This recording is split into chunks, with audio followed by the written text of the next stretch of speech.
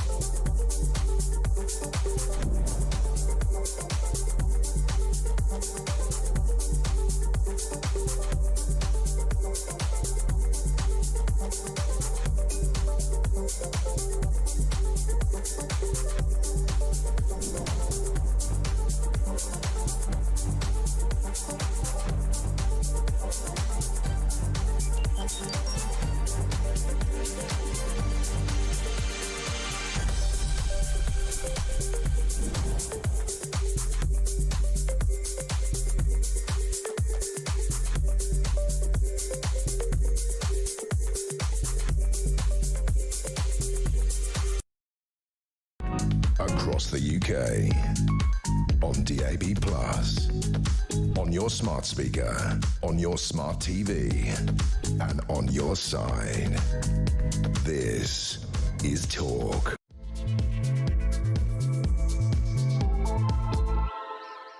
Very good afternoon to you. Just gone 4 o'clock. We're live across the UK. Wednesday afternoon's drive here till 7. What a show it was yesterday. Thank you so much indeed for your involvement. I say it every single day. The main news stories aren't set by us, they're set by you. Whatever you want to talk about on the home of free speech and common sense, you know what to do, my friends. 0344 499 1000 is the number. You can send a voice note on WhatsApp. You can call our Judy is here. Don't know why I did that. Or you can send a text 87222. Start your message with the word talk. I don't know. This Southport thing is going to continue to rile me.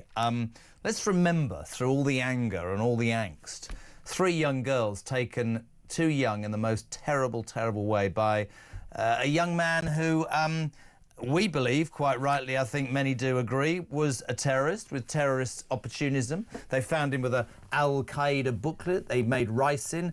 This man human being is a lowlife and should be afforded nothing but, well, I can't say what I think he should be put to death, but that's against what some people believe. But let's talk about the fallout of this. Yesterday, our Prime Minister stands up and says, I mean, I did know he was a terrorist and I couldn't say because it would prejudice the case. This is our Director of Public Prosecutions 12 years ago. That, my friends, is a pile of rubbish. Many occasions in the past, politicians, prime ministers, police chiefs have said 7-7. the London Bridge attack. You can talk about the Manchester Arena. They've talked in loose terms. This was a terrorist attack. People were craving information online. It was becoming more and more obvious that people were tying this to illegal migration. So you're Keir Starmer. I would respectfully, actually I don't respectfully suggest it, I believe I'm right. I think he did nothing about it because he thought that it would raise something he didn't want to deal with. But what I would say he stands accused of is by saying nothing. The stuff online continued. The riots took place. He can jump in and go, they're all far-right, horrible people, arrest them. Not that calling people who weren't even on the streets far right and getting them arrested and sent to prison for writing stuff that some people might not find palatable. That's not prejudicing a case. Of course it is. Starmer is in a pickle over this. Yesterday, the Home Secretary stood up and said, well, it's absolutely disgusting that you can buy a knife online. We've known you can buy knives online for years. This should have been stopped by the Tories. It should have been stopped by Starmer on day one. Look across the pond, Sir Keir. It's possible to do stuff straight away, one day. I'm not against making sure there are controls on knives. We live in a city, so many of us, London, where it's the worst knife crime in possibly the world. And what does Sadiq Khan do? Refuse to deal with the issue. He's more interested in putting up diversity targets, and I don't know, some other things that I know nothing about. 0344 499 1000 if you want to talk about that. Breaking news in the last hour or so. Suella Braverman, only named Suella, by the way, her mother called her Swelling, and she was a Dallas fan and she didn't like it, has said, and I quote, reform and the Tories must unite to beat Labour. Suella Braverman was over in America for Donald Trump's inauguration as the 47th President of the United States. She has come out in the Telegraph to say, and I quote, they should join. What do you think of that? You must have an opinion on that. 0344 499 1000. And then let's talk about my favourite subject. Net zero and that utter idiot, Ed Millipede. A man who can't eat a sandwich without looking like a... Nearly said the wrong word there. Ryan looked slightly worried for a minute. Here's what I was just talking to Ricky about in the office, and I think he's absolutely spot on. There's about to be a civil war in the cabinet of the Labour Party, isn't there? Because I think they came to power in July saying, it's growth, growth, we need to grow the economy. So you got Rachel Reeves saying, I want to build a third runway, I want to make sure that we create as much wealth as possible. And you've got Ed Miliband, who is so deranged, the idiot, the plank, that he said today, a message for Donald Trump. The green agenda is unstoppable. Well, no, it's not, because Donald Trump stopped it on day one in America, and we should stop it on day one here, because there's better things to spend your money on. So you've got Reeves wanting to build a runway, and you've got Sadiq Khan, yeah, him, and Miliband saying no. Our Labour in a mess. 0344 499 1000. And just to finish it off with Donald Trump, my favourite story of the entire day.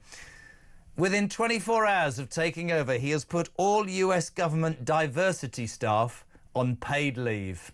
Unbelievable. 0344 499 1000. Text to 87222. Our first guest today is a man who lost his voice, but he will do nothing to not make sure he's here. JP, James Price, former government special advisor. Good afternoon to you, my friend. Thank you for having me back, sir. So you had what I had. And I told you about this. It's terrible, this voice thing. You lost your voice, the voice that launched 1,000 arguments. What happened? Well, I suppose that because Trump is back in the White House, I can call it, I can blame it on the China virus again, which I know he was in trouble for saying, why would you call it that? It's all because it comes from China. Yeah. But I fear it was probably something COVID-esque. Not that I took one of the tests, because we've beaten that virus, we've moved past it. It's basically just a very bad man flu. But I was, I'm afraid, laid out for a bit too long. But I'm back here to put the world to rights with you, sir. Good man. Let's start with Southport, and I'll put to you, JP, because I wanted to get you on yesterday because there were so many people and so much involvement, and I want to hear from as many people as possible today.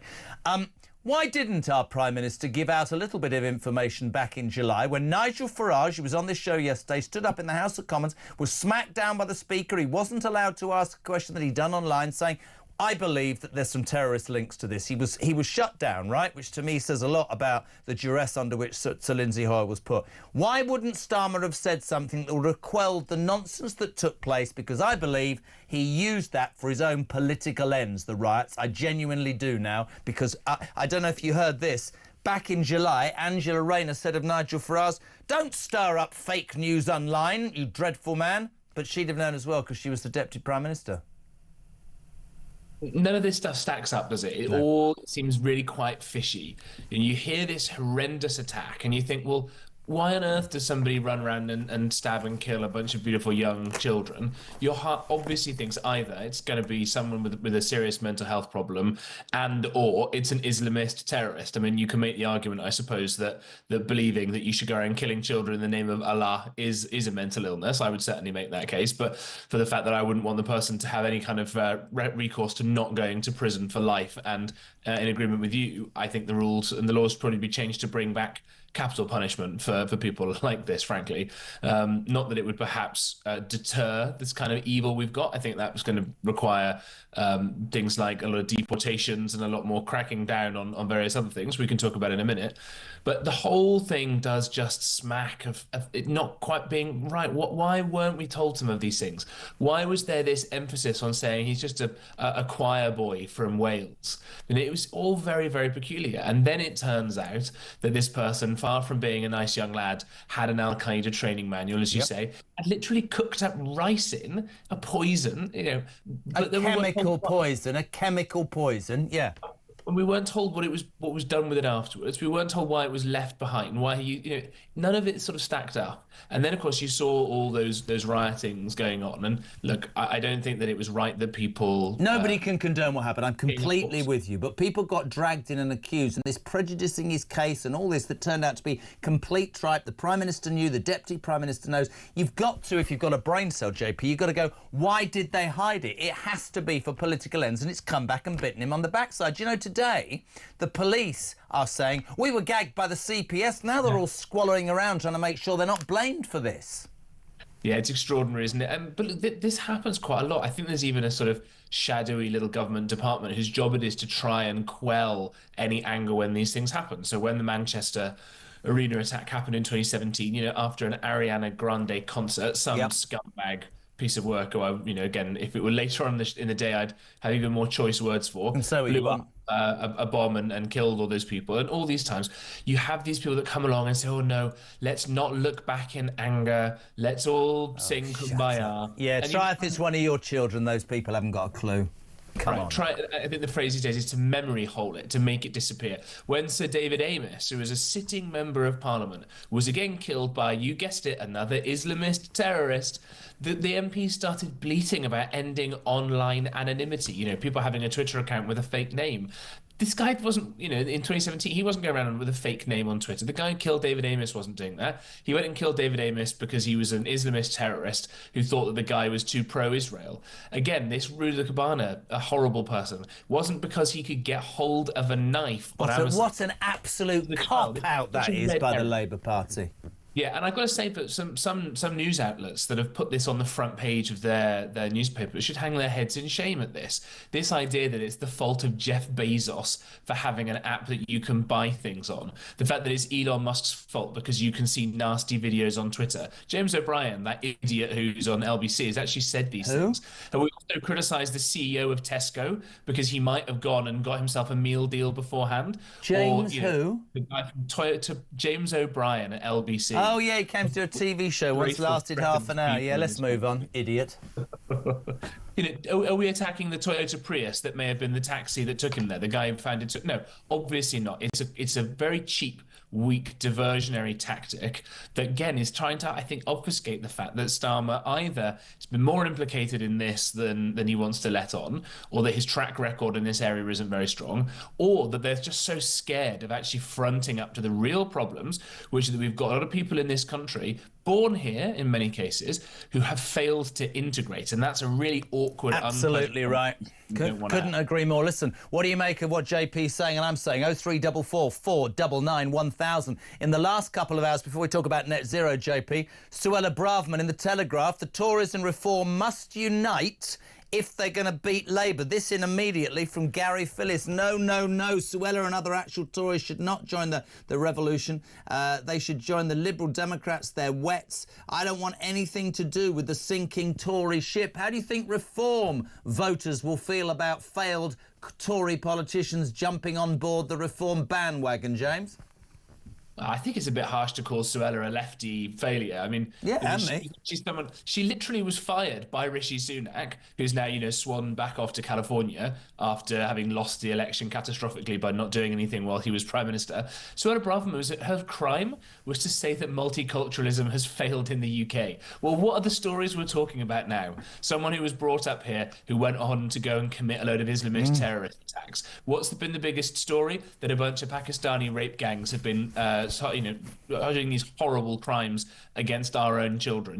Day after day after day, we see, sadly, stories of people failing to integrate with what was once the envy of the world in our culture. It was once a place where you wouldn't have to lock up your front door, you wouldn't have to lock up your bike, you could borrow a cup of sugar from next door. We spread the common law, we spread great cultural things all around the world, and now it's a place where our children aren't even safe from roaming gangs of Pakistani men who talk about them being white trash and say it doesn't matter because they're white. That's the kind of failed multiculturalism we've got. Suella Braverman said it, so she's not a failure, and therefore I think we should hear her out when she says about other things as well. I would suspect, and I've met Suella, I would suspect very strongly that article, Tories and Reform Must Unite, is a pathway for her to actually join Unite and be able to say, I did everything to get my party to understand that these are not the rantings of far-right mad people. These are actually principles that have been laid down and the Tory party has left behind. I really think that. I'd love to know what you think again. Suella Braverman, Reform and the Tories should unite. 0344 499 1000. Let's talk about the other big news story of the day, because I think this is fascinating. So, Donald Trump showing us, I think, what a leader is. I make no apology for the fact I watched it with goosebumps. I thought, my God, two sexes, liquid gold under the ground, a state of emergency on the southern border. I found myself leaving the Studio J and thinking, oh, God, if we had somebody with an nth of that strength. And then the following morning I'm in the car on the school run and I hear... and I just thought, I want to be American. I want to move to America. You embarrass me, you boring idiot. However... the most extraordinary thing is today, having pulled out of the Paris Climate Accord like that, one of the executive orders, as he promised his supporters he would, Ed Miliband is warning Trump, and I quote, ladies and gentlemen, Ed Miliband is warning Donald Trump that net zero is unstoppable. Now, also, bear in mind that Sadiq Khan wrote an article in The Guardian at the weekend, or maybe The Observer, saying that the rise of fascism in America needs to be stopped, all of which the Labour Party wanted to move away from. But here I've got this issue, and I want your opinion on this. So, you've got Richard III, or, sorry, Rachel Reeves looks like Richard III, doesn't it? Richard III's in Davos trying to drum up business and supports a third runway, which would improve efficiency of business in the country. We've got Ed Miliband saying, no, I want to nick all the land off farmers, build wind farms and import stuff and screw all the customers. There's going to be a major problem there for Keir Starmer, because on the one side they need to create growth, and on the other they're obsessed with this green madness that I absolutely guarantee won't happen. Not in a million years. Never.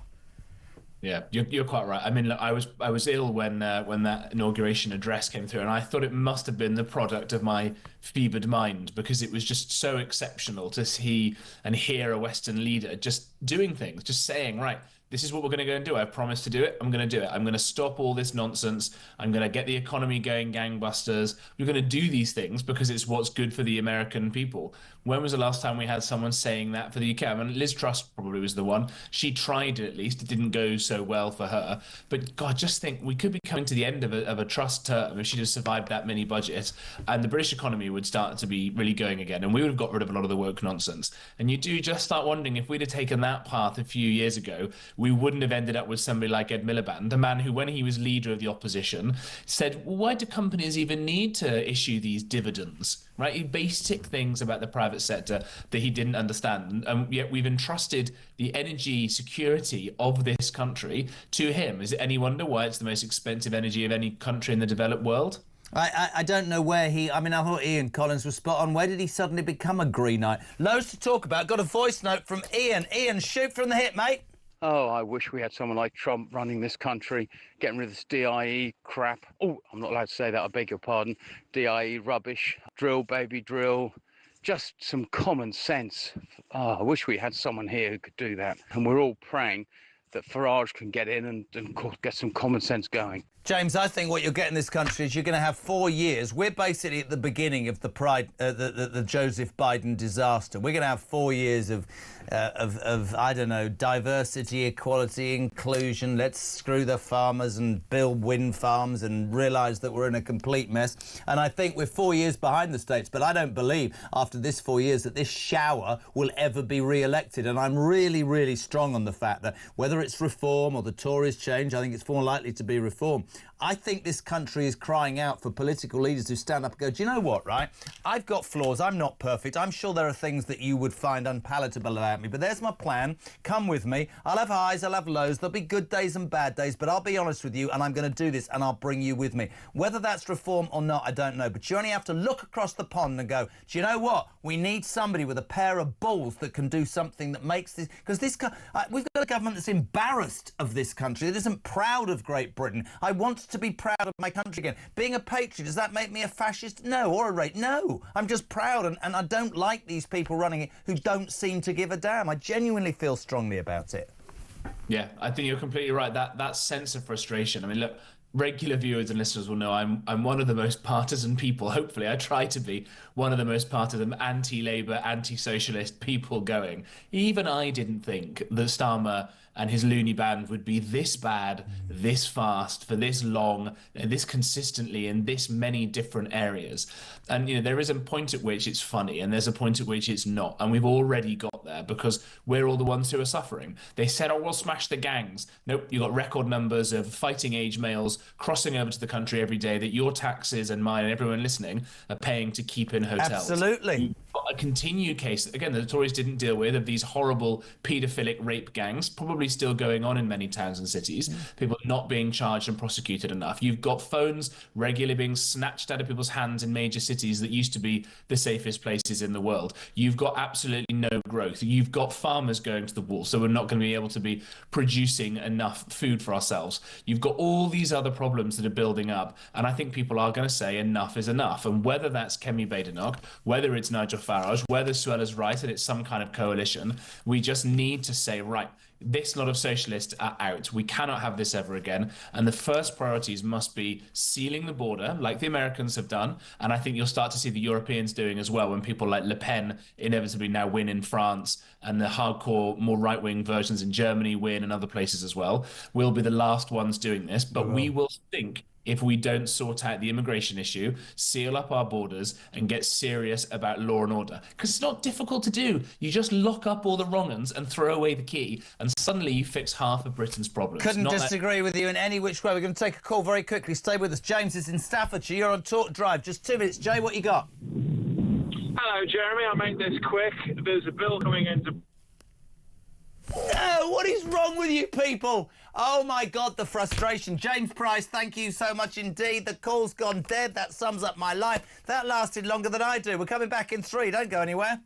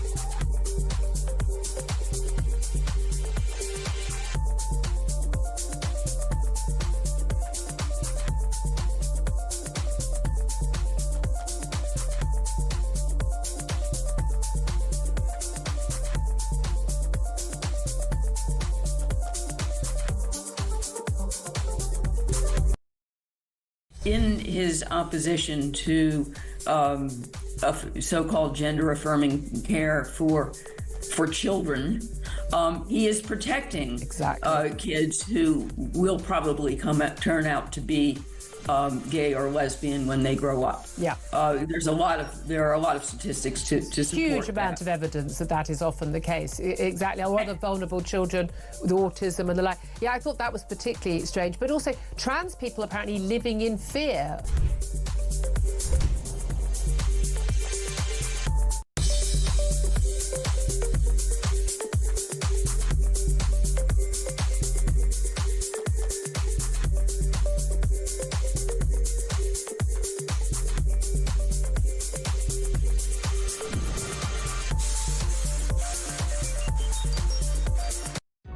Across the UK, on DAB+, on your smart speaker, on your smart TV, and on your side.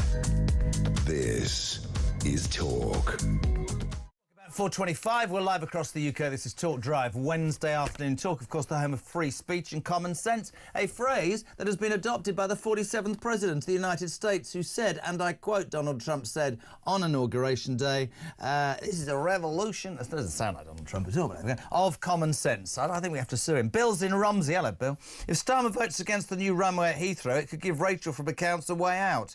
So much for her being there for years, because I think she and Mad Miliband will be at loggerheads. I couldn't agree with you any more. Pete's in Croydon. Hello, Pete. Read previous terror attacks. I remember what was said. This has got all the hallmarks of a terrorist attack. Well, this cover-up has all the hallmarks even, of an attempted ban on free speech. Good afternoon, Margaret. I always remember Margaret. I don't know why I've done that. I love, she said, that Donald Trump has put the Winston Churchill bust back in the White House. He loves the UK. What a strong and fantastic leader who puts his country and people first. And what did that idiot Starmer do on his day one in Downing Street? Removed the picture of Margaret Thatcher, our most successful leader. Jez, could you imagine Trump and Miliband in the same room? I don't think Miliband would survive a second. John says, John Spivey. What, John Spivey? Jez, perhaps the third runway is needed for all the Brits moving to the USA, the land of common sense. Could not agree with you more.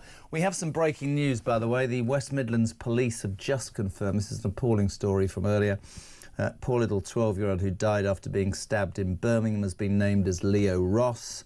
A tribute from his head teacher has just now described the boy as a lovely and bright member of the school community. I'm not given for genuinely being anything other than honest. If our country's come to that a 12-year-old can't even go to school, get on a bus without being stabbed, and I listen to all this ideological crap from politicians who are interested in diversity targets and making sure we don't offend people. Where I come from, people, I want to make sure that people like Leo Ross don't lose their lives, because we've got police who can't do their jobs and politicians who are too scared that, oh, if we arrest that person, there could be cultural division or there could be this or that. We need to police our streets and make sure the law is upheld. 0344 499 1000 is our telephone number. Text to 87222 if you want to get between now and 7 o'clock. That would be lovely. I resurrected her career after it fell off a cliff. I created her career, she destroyed it, and I've had her back. Alicia Fitzgerald, political correspondent, who said, I can't have a biscuit while I'm on air. Go on, see if you're that good. You see this? Yeah? That went straight. Are you happy now? I'm very happy. Good. You put the whole thing. While you finish that mouthful, I got a voice note from Tony. Go. Yeah, you've got Zero Ed pushing us down this disaster of net zero. The guy is delusional. He thinks that, you know, that our energy is going to run on rainbows, unicorns and farts. It's just not going to happen. We're going to just go bankrupt. Look at Germany. All the car plants are closing down. All this pushing, you know, like electric cars. They're hopeless. You can't force things down people that nobody wants. This country is going to be a disaster. Let's follow Trump. Drill, baby, drill. Unicorns, rainbows and farts. My quotes of the week. 0344 499 1000. Loads of calls on the way. Alicia Fitzgerald, it's great to have you. What do you want to start with? Oh, I mean, should we start with the net zero stuff? Lead off from that voice note. Let me throw something at you that I put to the audience already. Ricky said this to me in the office. I think he's spot on. I hadn't thought about it. You've got Rachel Reeves and the financial side of this Labour government talking about how we're going to bring growth back. We're going to get, despite the fact their first budget destroyed young businesses, small businesses, I should say, with those ridiculous rises in tax. But it's about growth. It's about right? Despite the fact that they think the state can do that. But then you've got Ed Miliband, these crazy green agenda targets, electric cars, and she's for a third runway to bring business in. He's against it, backed up by Sir... I can't call him Sir, I'm banning that. Sadiq Khan, that idiot from the London Assembly, the mayor. I can see real tension within the confines of the Labour Party because she can't grow an economy. She's in Davos on her knees. That didn't sound right. Begging, I know what I meant. But don't even go there, you smutty people. Begging for money. She came out with, what, 600 million from the Chinese, and everybody went, well, that's a bit rubbish. And Donald Trump, in about 5 seconds, through AI, raised 5 trillion. They just don't get it, these people. Yeah, sorry, I've now got loads of biscuit in my mouth. That's not like the best look. So if anyone's she's on her knees, it, and now I'm going to say swallow it. Can you just crack on with the show? Come on. That's your fault. I didn't do this. There You're you to go. blame. Anyway. Yes. So, yeah, I think you're totally right in the fact that there is a lot of tension between kind of two sides of the Labour Party. And obviously what we're saying right now is about environmental things and the economy. But in pretty much every area of their policy, there is such disagreement. And I think it's because in the election they had this kind of let's please everyone attitude where they were like, right, we don't want to be Jeremy Corbyn, so we're not going to go down the kind of socialism I think they've route. turned out worse than Corbyn, mate, to be fair. But, I mean, at least Corbyn had a very clear aim of what he stood for. We all knew what he stood for, and it attracted to people who were left-wing. Yes. The trouble is now, it's like they're not left-wing enough for lots of Labour voters. The they're not socialist lovers. enough. Oh, yeah, absolutely. And then they're not right-wing enough for Tory voters who potentially voted for them in the election because they didn't want to vote Tory again. So it's like, who are we pleasing at the moment? And I think that is kind of what is happening within their party as well. There are these MPs that are kind of maybe a bit more towards the right, who like kind of have traditional economic views, and then there are people who are more kind of Corbynite, I suppose. Ideological. And there seems to be a massive gap. I just think that the whole green thing is really interesting and appalling in one sentence, because you have a scenario whereby Ed Miliband and his crazy people... I mean, we've got a foreign secretary who said the green agenda is more important than the troubles in the Middle... I mean, the Middle East. I mean, some of them genuinely frighten me, but the tractor tax, this attack on farmers, is, in my humble opinion, designed only for farmers to go out of business so the government can grab their land, build wind farms. But if you looked at Ed Miliband, and I've seen him being talked to by scientists say, it doesn't blow enough to create enough electricity. And by the way, what you'll have to do is import it from another country because you're banning oil and gas and all that. And that'll cost the customer 3 times more. To me, Alicia, it's like, that just isn't common sense. I'm not even attacking him. He's going against what he's being... It doesn't make any sense, this crazy notion that net zero... what do we create? 1% of the carbon in the world? We're not going to make any difference in this country. Well, this is the key thing, because I think it's important, and I know some people will disagree with me, but I'm very much not a climate change denier. It is happening. We can't... I think there's so much science to back that up. The issue, though, is to say that something that happens in the UK and this kind of net zero idea is going to solve that huge problem. I mean, the biggest polluters are the US, it's India, it's China. And he's pulled out of it, Donald Trump's not interested. Donald Trump is not interested at all. And why is that, by the way, for people who think that's absolutely outrageous? Because it makes money. Because what he said, and I quote, was, I am going to make the American people better off, safer, proud of their country, and they won't be screwed over by the rest of the world. Well, I'll tell you something now, whatever your politics, there are millions of people in this country that would give their right arm right now to have a leader that says that. Genuinely. Yeah, well, this is it. It's like if the US, China and India decide to do nothing, and you know, technically China and India have said, sorry, now I'm coughing loads of bloody biscuits. She's just said, can you believe that she swore on the show? I'm sorry, it's an outrage. does that count? Yes, it's fine, you can say Sorry. just keep saying it and you'll keep dumping it. It's fine, bloody.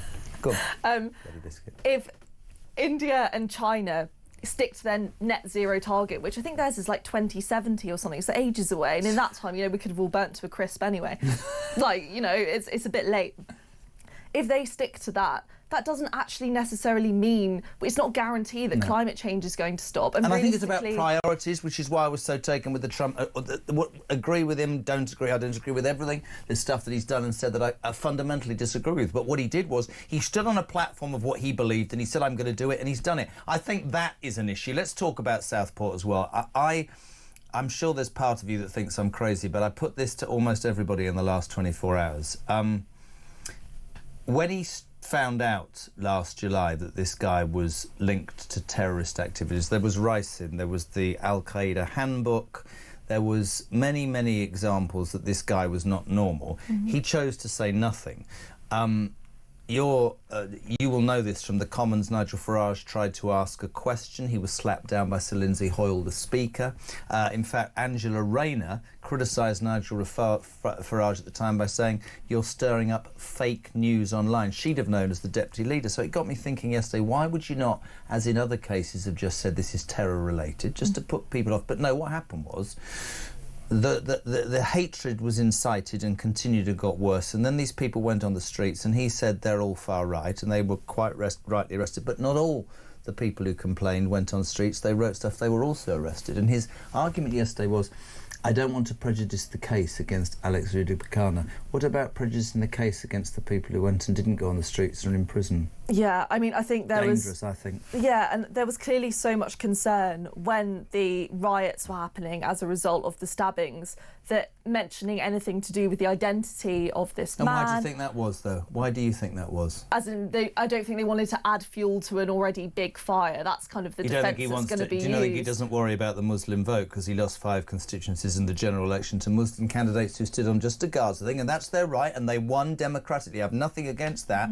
but there must be proof in a lot of those constituencies in the north that if he alienates the Muslim vote, his government's in trouble. I mean, he's slightly alienated it already, though. Yes, even by that point, I do wonder how much of an argument that can really be, because I don't feel like Starmer has necessarily shown that he's really vying to keep that vote. I mean, there's been so many decisions he's made, particularly to do with the war in Gaza. Are you shocked by how incompetent he's been, genuinely, from your political overall experience? or in this specific thing? I think it's disappointing is the way I describe it. I think for so many people who voted for Labour, even if they'd never voted Labour before, they kind of felt there was a feeling of hope. That's how bad the Tories were, right? That's how bad they were. Yeah, definitely. I mean, you saw it in the polls, and you could just see it from like public sentiment. I mean, everyone you speak to was just saying, I want to rip my hair out. This is so frustrating. People who don't really care about politics normally, anyone. And there was a feeling of some kind of optimism before the election. I don't think the Tories were able to reverse the feeling that they were done, right? I genuinely don't. I have to say, 8 months in, I don't think Starmer will be able to reverse some of the anti-Labour sentiment at all. I think it'll be 4 years and done, and I think they won't be elected for a long time. Talking of which, very quickly, because you've got to go, Suella Braverman wrote in the Telegraph today, Tories and Reform must unite to beat Labour. Thoughts? I mean, I don't think it's going to happen. No. I think it's potentially true. I think it's, if that were to happen, that would unite that really split right-wing vote. Actually, I don't even know, is it split? Because so few people are voting Tory or interested in the Tories now. I'm actually kind of... I mean, to me, I think it's a roadmap for her to join Reform. Well, I'm just being really serious. It's so nice to have you. It should be a round of applause for Alicia Fitzgerald. Did that whole thing with a biscuit in her mouth. Thank you very much. Will you come back next week? Yeah, same lovely. time. 0344. Can I go to a call quickly? Can I? Oh, he's looking at me. Oh, Ryan puts his thumb up. It doesn't work. Stay with me on the call. Right. Paul's in Newport. Paul, you're on Talk Drive. 2 minutes. What you got? How you doing, Jeremy? Just a quickie, okay? If you think that if Keir Starmer and the Labour Party, of which I don't support, if they had an ounce of sense about them, all they have to do is look and see what everyone else is doing. I don't know if you know, but Sweden have just set out a law that if you're a migrant, legal or otherwise, or even if you hold dual citizenship, if you break the law, you will be deported. End of, right? You come here, you live, you abide by laws. If you break those laws, you will be deported. And we'll see Donald do this, that and the other, sort of. And if they just cherry pick all the big bits and copy it, we're home and dry. Well, it's never going to happen. I'll tell you what I think Donald Trump's going to do. I think he's going to deport that female bishop who stood up and criticised him. Paul in Newport, thank you. And Alyssa Fitzgerald, you are supremely professional. This is Talk Drive. I'm off for a wee. I'll be back in 3.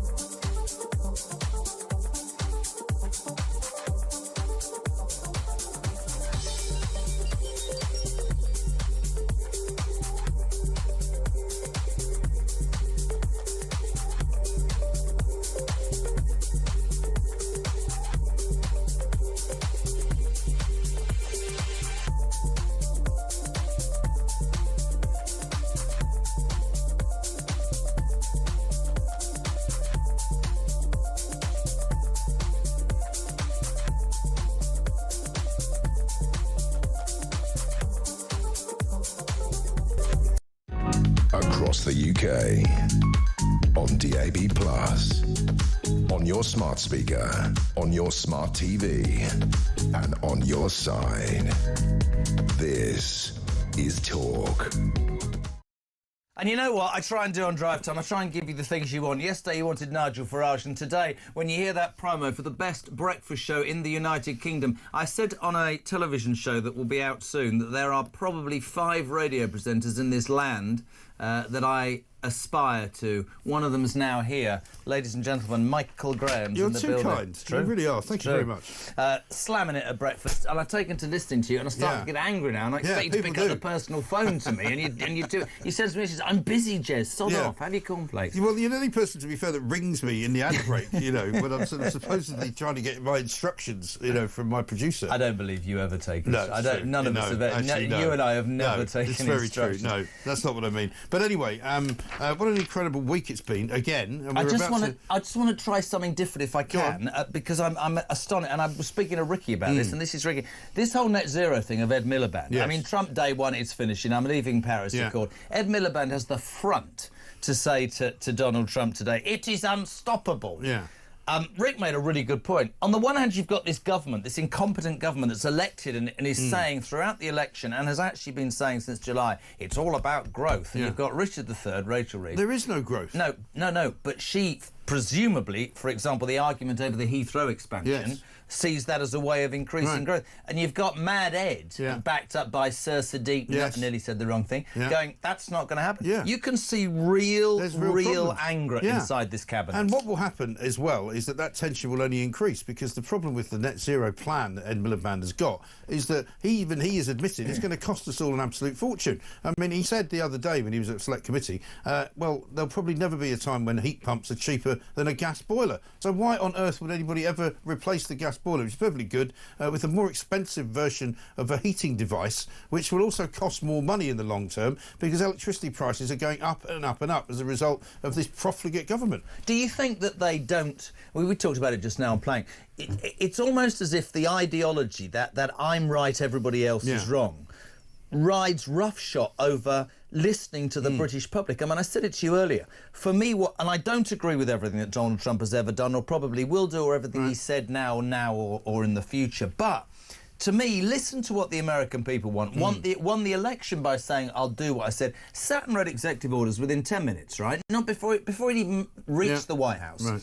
Which showed the people that voted for him he was good to his word. Why do politicians not listen to what the people in this country want? Why is it left to a radio station? I'm being serious. And one of the things that they never do, and you've worked in America, so you know this, they've never, ever messed around with motorists in America, because they know that the absolutely holy grail of America and American way of life is the motor car. Everybody needs one. People drive hours and hours every single day to go to work and come home again. They think nothing of taking a trip at the weekend, which is a 5-hour road trip and a 5-hour road trip back. They never put high taxes on petrol. They would never dare do it. Whereas we have suffered under the yoke of various governments where motorists get absolutely penalised for having a car, for getting a road licence, for paying petrol tax, fuel tax at the pumps, the petrol prices going up through the roof. You know, again, it's absolutely outrageous what we are forced to be put through and how much money we're supposed to be contributing to these bleeding politicians who generate nothing but hot air. But this is what I mean about Miliband. Is he deaf? Is he so arrogant? Is he just an idiot that he doesn't understand that if you walked the streets of this country, however much his Islington mates tell him that they care about net zero, the people of this country care about meeting their rent or their mortgages, feeding their kids, paying their ridiculous electricity bills, which, by the way, you're going to increase, you idiot. And all of that. I just don't understand why politicians don't listen. No, because they belong in this rather cosseted world where they all sit around saying, well, of course, they all start their sentence with, we all know that the world's crisis is the climate. We all know that we have to do something about it. And if we don't do something about it, they actually genuinely believe the world is going to end in their lifetimes. It's absolute madness. It's completely wrong. It's completely unprovable. There is no scientific fact to prove that any of it will happen. It's all based on models, you know, and even Ed Miliband would admit that. You know, all of the projections as to what happens to the planet, is a model dreamed up by some computer scientist. Is my attitude wrong? I'll be dead. I'm not bothered. No, it's not. Is that really People bad? say to me, don't you care about what your kids are inheriting? Not really. That's for them to deal with. They can deal with it, and I'm sure there will be I'll take any bet you like if they can cryogenically freeze my head. In 100 years, and mate, wake they'll me be in talking 100 about years. this. In 100 years, they'll still be having the same arguments, but the Earth will still be here. Oh. You don't need to cryogenic. Spun off. There won't be cryogenic. We'll be up there in hell, mate, drinking and having a laugh and watching it. But I completely agree, and I've said it to my kids, and they go, oh my god. But I feel like what Trump has done is understand that there are issues right now that people find more important than these ideologies. Exactly. And the whole American election experience was all about the economy. It always is. It's the economy, stupid, famously said by Bill Clinton when he was running back in the early 90s. It's still true now. People vote with their pocketbooks, as they call them in America. They don't vote on net zero. It's a luxury. They don't vote on whether or not men can go into women's changing rooms. They vote on the real matter of life and death, which is all about money, all about job security. They always say, when you get in that booth and you're going to put your cross, everything that you fervently believe in goes out the window. It's pounds, shillings and pence in this country. How much are you going to get, how much are you going to spend? Right. The other thing that hit a couple of hours ago, Suella Braverman in the Guardian, you're joking, in the Daily Telegraph, the Tories and Reform must unite to beat the Labour Party. Thoughts on that? I don't see it happening. Nigel I think Farage, this is a roadblock. I think this is a roadmap for her to join Reform. It may well be. Because the Tories wouldn't listen. Also, That's her what I see husband has already joined. I know he's not necessarily a political figure,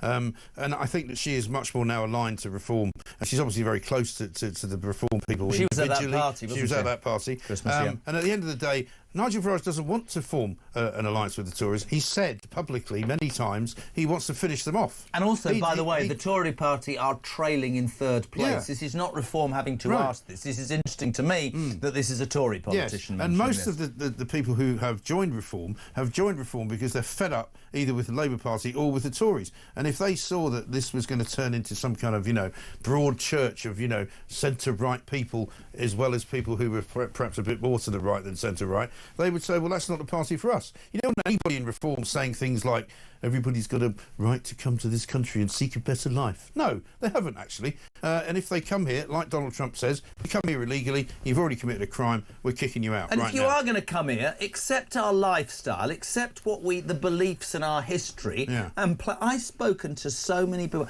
This amazing guy picks me up from the station in the evening. He's a Bangladeshi, he's been here 40 years, his dad, when I say battered him, told him and his brothers from day one, they have a restaurant, right? You respect this country, he's worked hard, his kids, they're disrespectful, he's out all hours, right? I think that's fantastic, right? But I cannot and never will accept people who come here, of course, take advantage, but more than that, spend their entire time trashing a country that apparently they're so desperate to hide in. Exactly right. And of course, at the end of the day as well, those people who say, you can't slag off immigration is great and it's been great for this country. Well, some of it has been, but not all of it. And I think as soon as people start admitting that, then we might be on the right page, we might be in the same place as Donald Trump. Elon Musk has said the same. He wants people to come to America who are very highly skilled, who can help him send missiles to send missions to Mars, send rockets up into space. Very clever people. Of course, you want them to come to this country and work. But you don't need a load of people driving around on mopeds delivering your pizza. Well, Thanks I've got a theory indeed. with that. I'd take the 3 million who are unemployed and not fall for the I'm disabled or I'm ill. Some are, I make the point, but many are scroungers. I'd make them do those menial jobs that apparently we need to import illegal people for in return for your dole. Will you stay? We've got some calls. Mike Graham is here at Store Drive, coming back in 3.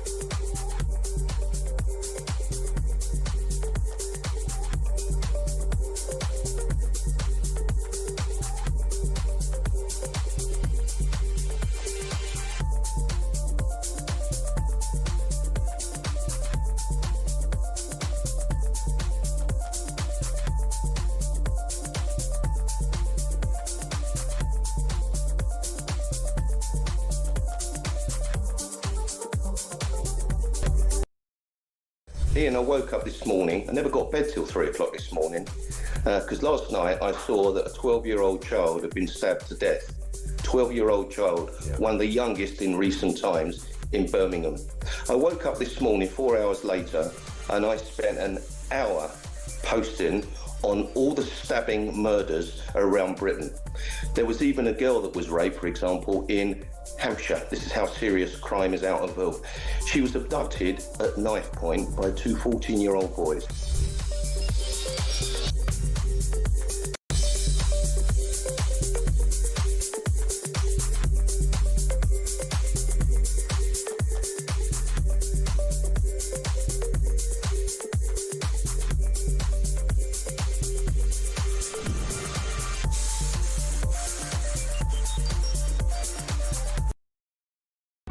Across the UK, on DAB+, on your smart speaker, on your smart TV, and on your side. This is Talk. I love Trevor. Mikey says, with everything Trump is doing, I wish he'd say that the United Kingdom could become the 51st state of the United States. Let's get to the phone lines. Mike Graham with me. We're going to Liverpool. Steve, you're on Talk Drive. MG is with me. What you got, pal? Hello, mate. I just want to say this Labour government is the worst Labour government I've ever witnessed in my whole entire life. But me and my family have always voted for Labour. Obviously, from being from Liverpool, we don't vote Tories.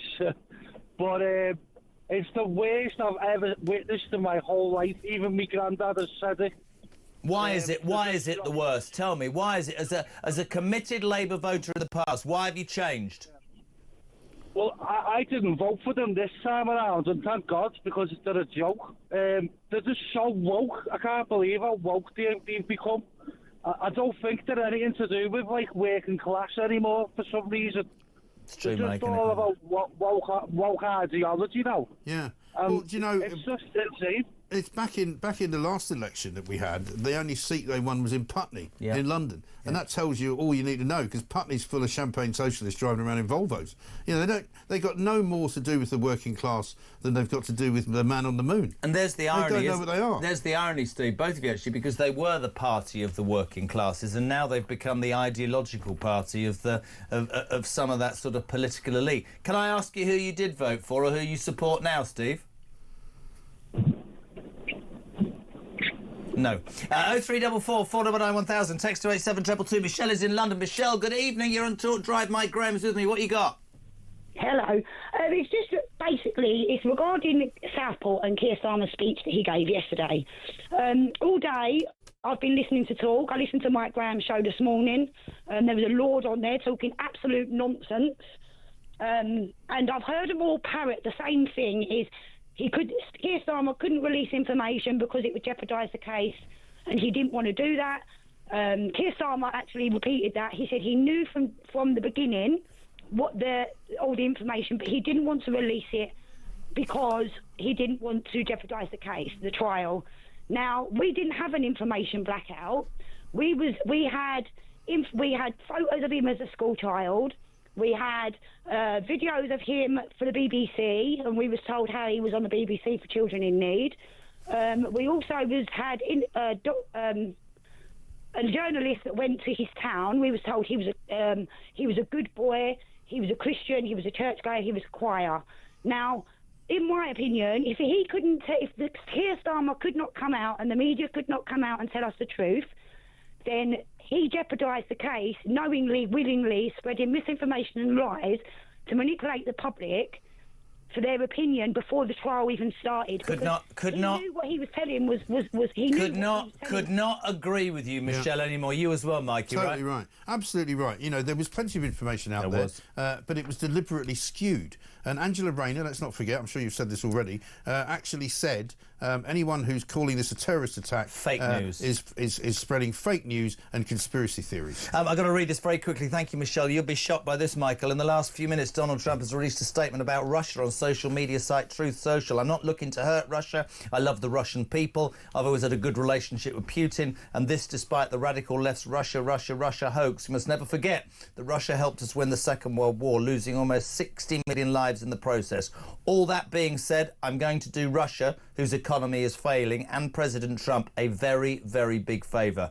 Settle now and stop this ridiculous war. It's only going to get worse. If we don't make a deal, and soon, I will have no choice but to put high levels of taxes, tariffs and sanctions on anything being sold by Russia to the United States of America and various other participating countries. Let's get this war, which never would have started if I'd been president, over with. We can do it the easy way or the hard way, and the easy way is always better. It's time to make a deal. No more lives should be lost. I mean, Brilliant. He is Brilliant. extraordinary. Right. It's day 2 of his presidency, right? He's only been in since Monday afternoon. He's already sorted out the Middle East. We know that's difficult, and it will be difficult going He's sealed forward. the border. But he's got 3 hostages out, which nobody else had done. He's sealed the border. He's deporting people. Somebody said to me, by the way, I was talking to them from the US the other day, people are now deporting themselves because they've realised that they've come into America. It's not the same country that it was under Biden. They don't want to be treated badly, so they're actually now walking back across the border that they crossed illegally because they're going back home. And that's exactly what needs to be done. What strength of Putin? One more call. We'll go to London. Ian, you're on Talk Drive. Mike Graham with me. Literally a minute and a half. Go.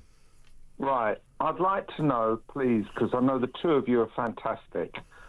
I'd love to know why David Lammy cannot go to the mother of that poor child in Birmingham and explain to her why he loves to give money to terrorists supporting people like UNRWA, but he does not want to give the money to the British police to look after the children and the women here. Yeah. What a great question. I'd like David Lammy to have the stones and the cojones to come on shows like this and be questioned by proper journalists and not people from the BBC who are going to treat him with kid gloves. And I think it's time that this government got serious and started answering proper questions. David Lammy, I mean, we said it about foreign aid, Ian, before. Nearly 14 billion is spent in foreign aid.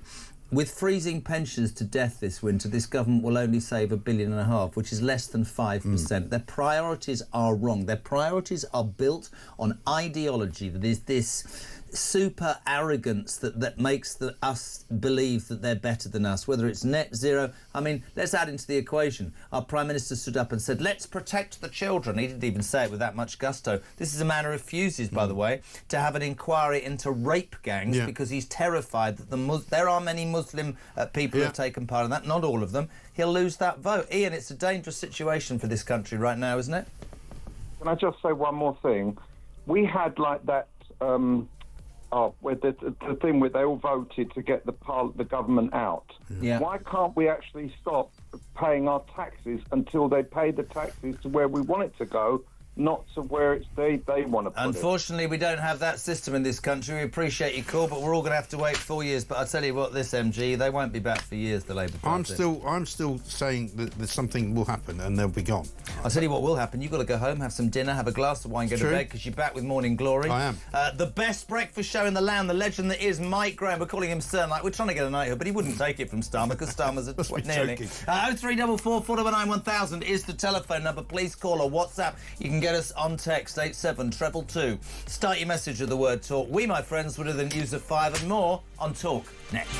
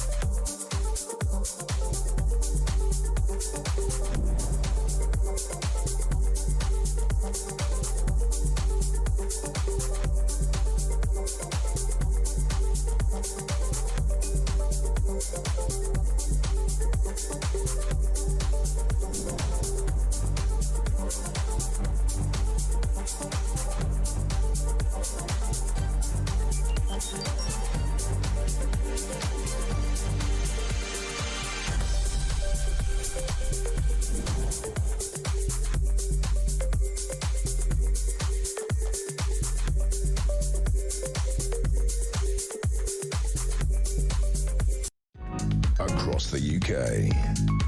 On DAB+, on your smart speaker, on your smart TV, and on your side. This is Talk.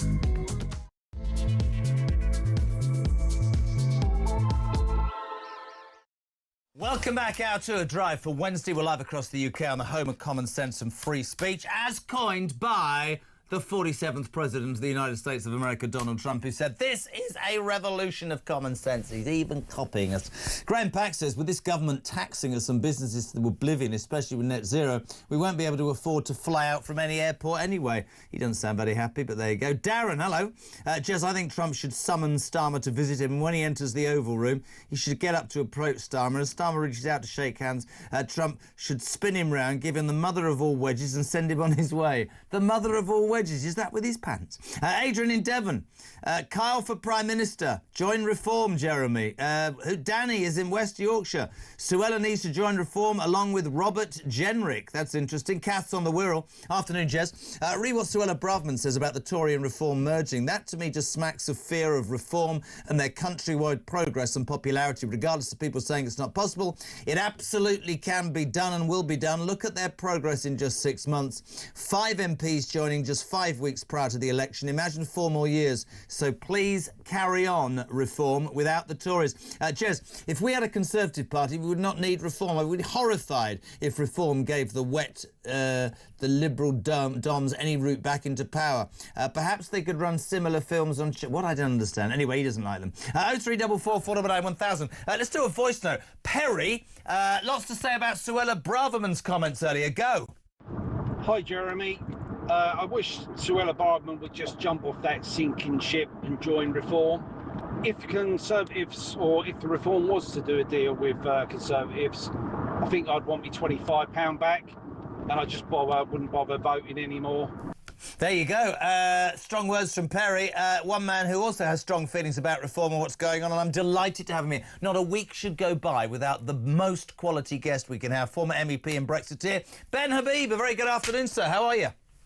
Very well, thank you, Jeremy. How are you? Oh, my God. Well, honestly, this week has been extraordinary. And I thought of you. I thought of you on Monday because, although you probably agreed to go on another show for more money, I thought of you because I genuinely want to say about Trump's speech that I sat here with goosebumps. I did. And all I could think about was... Absolutely, I understand the people that have criticised him in the past. Some of what he's done and some of what he said I would never be able to support. But when I saw a man talking about a new golden age, when I heard him say, I'm closing the border, drill baby drill for liquid gold. I'm going to make you more prosperous, more safer, and more proud of our country. I'm going to tell you there's only 2 genders. I'm going to get rid of diversity and DEI. I'm just going to make sure that we get back to what this country was. And within 24 hours, notwithstanding the executive orders, the business of the United States of America is absolutely flying financially, and one looks the following day, or listens rather, to our drab, weary, miserable leader talking about the horrors of Southport, making excuses for his behaviour. And I wanted to get on the nearest jet and fly to America and renounce my British citizenship, if I'm honest. Well, there you go. And actually, you hit the nail on the head, Jeremy. If we don't do what Trump is doing, people will get on a plane, take their capital with them, and go to the US. We have no option but to get on that, get with the program, or lose our economy and lose our best people. But I just want to pick up on one thing where you started. I mean, it was absolutely a goosebump moment listening to what President Trump was saying, and indeed listening to his team around him in the various comments they've been making over the last few days. And here's the difference between American politicians, and certainly the Trump team, and what we've got in the UK. That team, Elon Musk, Trump, Vance, and others, are prepared to say things that are required to be said to move the center of gravity of political discussion.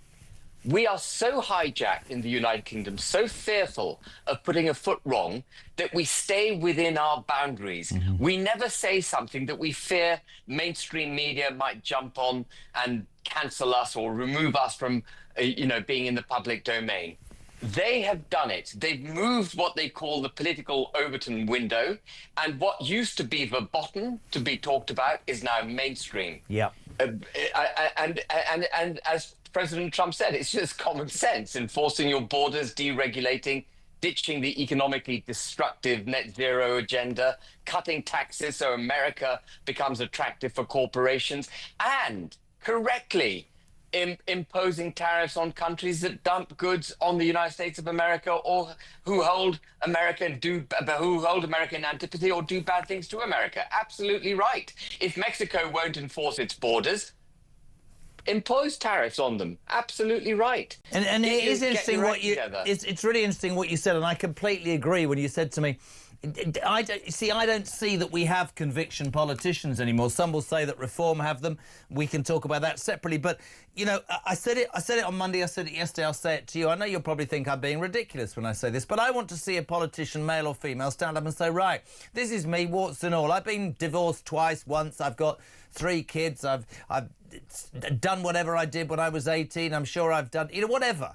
I'm not whiter than white, but this is my plan, this is what I believe in, and I'm going to do this fervently with your support. There will be good days and bad days. Some days I'll have to be on television and tell you it's not great. Other days we'll have success, but I'm going to stick with it. Whatever's written, whatever's said, whatever crap is thrown at me, I'm going to stick with it because I believe in the process. If I'm wrong, I'll walk away, but I need you to understand that. I don't see that. I see politicians who go into politics with a desire to make a difference, and very quickly, of course, they get stuck in the machinations of wanting to become a minister, and they don't say anything. They vote with how they're told to vote. And I just feel like, I genuinely feel that we're at a really seminal moment. And you look at Trump, you look at Reform in terms of the polls, and you think, finally, the people in this country should believe, Ben Habib, that they can be heard. I really, really believe that. Yeah, and that there are solutions. I mean, for example, again, no British politician would say this, but instead of incentivizing the French to police their beaches by giving them the thick end of £1 billion,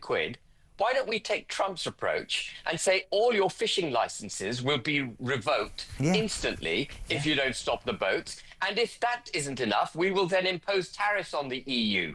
Sod it. We've got to protect our country. I mean, you weren't on with me last week. I think there was this extraordinary text, and it said, this bloke said, what? He said, I've just been watching the Trump thing. He said, and it basically said, I voted for Donald Trump because he said it, as I said, gas would be cheaper, my groceries would be cheaper, my country would be safer, my country would provide services to me, a taxpayer, because it wouldn't allow illegal migrants to take that, and we'd get our reputation back in the world. And this text simply went, wouldn't every country in the world want that? Yes, but we've got a government that is embarrassed about the United Kingdom and isn't proud of the United Kingdom. They're too busy pushing that globalist ideology that they seem to think we care about, and we don't. Yeah, well, I mean, their globalist ideology, the liberal globalist order, which sees the entire Western civilization being run under these supranational institutions for the greater good, have actually positively moved against nation states. Yeah. That entire order is anti-nation states. It was anti the United States of America when Biden was in charge. And Starmer, I'm afraid, I've said it to you, we've agreed on this, he's anti-British. The vast majority of his cabinet are anti-British. Any prime minister who wishes to give power to foreign entities, not protect our borders, is prepared to hand over control of monetary policy to a foreign entity. Any prime minister with that agenda is anti-British. He cannot be pro the UK and be pro handing over powers to foreign entities. You can't be both things at the same time. And that I'm afraid has infected Europe big time too. And Europe and the UK, instead of all huddling together, thinking, how do we deal with Trump? You know, what we've got to do is get on the bandwagon and recognize that the change in direction is the right change in direction. And we've got to stop being scared of not sounding mainstream and doing what's good for the country. Couldn't agree more. A couple of voice notes for you to think about. Susan, on Southport, go. I must say I preferred you with your really sort of gruff voice, well sexy. Anyway, let me ask you a question. Had this murdering swine got away with it, would Keir Starmer not have told us then his name, what he looked like? Would he have covered up then? I don't think so. On the basis of what Susan said, I wanted to put this to you, Ben Habib. I came out with a theory yesterday. I thought I'd be laughed out of court. I wasn't. So you've got a Prime Minister who admitted yesterday that back in July he knew that there were terrorist links to this young man. Of course he did, because they found ricin in his flat and an Al-Qaeda handbook, and they decided to put up a photograph of an 8-year-old boy rather than a murdering psychopath in prison. He said that the reason for doing that, and I'm not a legal man, but I know he's wrong, the reason he did that was he didn't want to prejudice the case against Alex Rudabakana. So he said nothing. The online conspiracies continued and reached furthest point, and people went on the streets and rioted, and I don't in any way condone that. He was thus able to then stand up and say, this is far-right madness, arrest them, put them in jail within 24 hours, all on television. My question to you would be this, because Nigel Farage was accused of stirring up online hatred, but it was fake news, according to Angela Rayner, who would also have known as the Deputy Prime Minister. My question is very simply this. If he didn't want to jeopardise what was the prejudice Rudabakana's case, when he said that all the people that complained were far right, some of whom got arrested and jailed for writing stuff, did he not prejudice their cases? Is this not a simple example of two-tier approach to almost everything? And is he not actually responsible for withholding information from the British public that actually exacerbated the problems with the riots? I absolutely agree. If the Prime Minister, by the way, all the stuff about ricin and Al-Qaeda workbooks came out anyway, so the trial would have been compromised to the extent it was going to be compromised by that information. But I hold Starmer squarely responsible for inciting violence by not telling the truth to the British people. If he'd got up and said, we know this guy is second-generation Rwandan, not described him as a Welshman, if you call someone a Welshman, colloquially, it conjures up an image of your typical Welsh farmer. You don't think of a second-generation Rwandan who's been hijacked by Al-Qaeda. Calling him a Welshman was deflection, was subterfuge, trying to mislead the British people. And if the Prime Minister had got up and said, this guy's a second-generation, radicalised, Al-Qaeda worshipping, ricin-owning terrorist, and we are going to throw the book at him, and we will protect the British people going forward, and we will protect the British people by enforcing our borders, making sure that we cut legal migration drastically, and we stop illegal migration. We get rid of this ridiculous notion that multiculturalism gives you a protective blanket, as it clearly does with the criminal justice system. Get rid of that notion, and none of this will be allowed to happen again. The British people, looking at that, would have been so comforted, there wouldn't have been any protests. But it's really interesting. I think, actually, I completely agree, but actually going on a further point as well, not only do I think he's responsible, but I think I really believe that he was terrified. I think he didn't do it as well because he thought, they'll all have a go at me about illegal migration, and I'll have to deal with that issue. And I'm convinced that he is terrified of losing the Muslim vote. I don't care what anybody. I think that's why there isn't and hasn't been a rape gang inquiry, though there is one now in Southport. That's a disgrace in itself. He stands there and pontificates about protecting our children, Ben Habib, and won't have an inquiry into the rape gangs because he knows those areas and he knows how that. I think he's in big trouble. I say it every day, not big. Do you know what?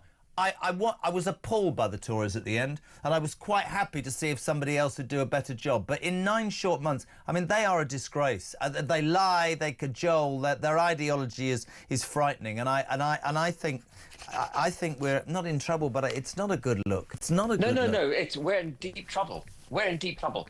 To deflect now and say that it's all down to the fact that this chap could get hold of a knife. I mean, for goodness sake, it's got nothing to do with whether or not you can get a knife. I can pick up someone's kitchen knife as I go through their kitchen and go and do damage with it. It's to do with the individual, how he was radicalized, why it is we have people like that in this country. And the rape gang thing, the rape gang thing was only entered the public conscience. We've only had this massive discourse because of a foreign politician, not because of anyone in the United Kingdom. No one in the United Kingdom has been calling it out.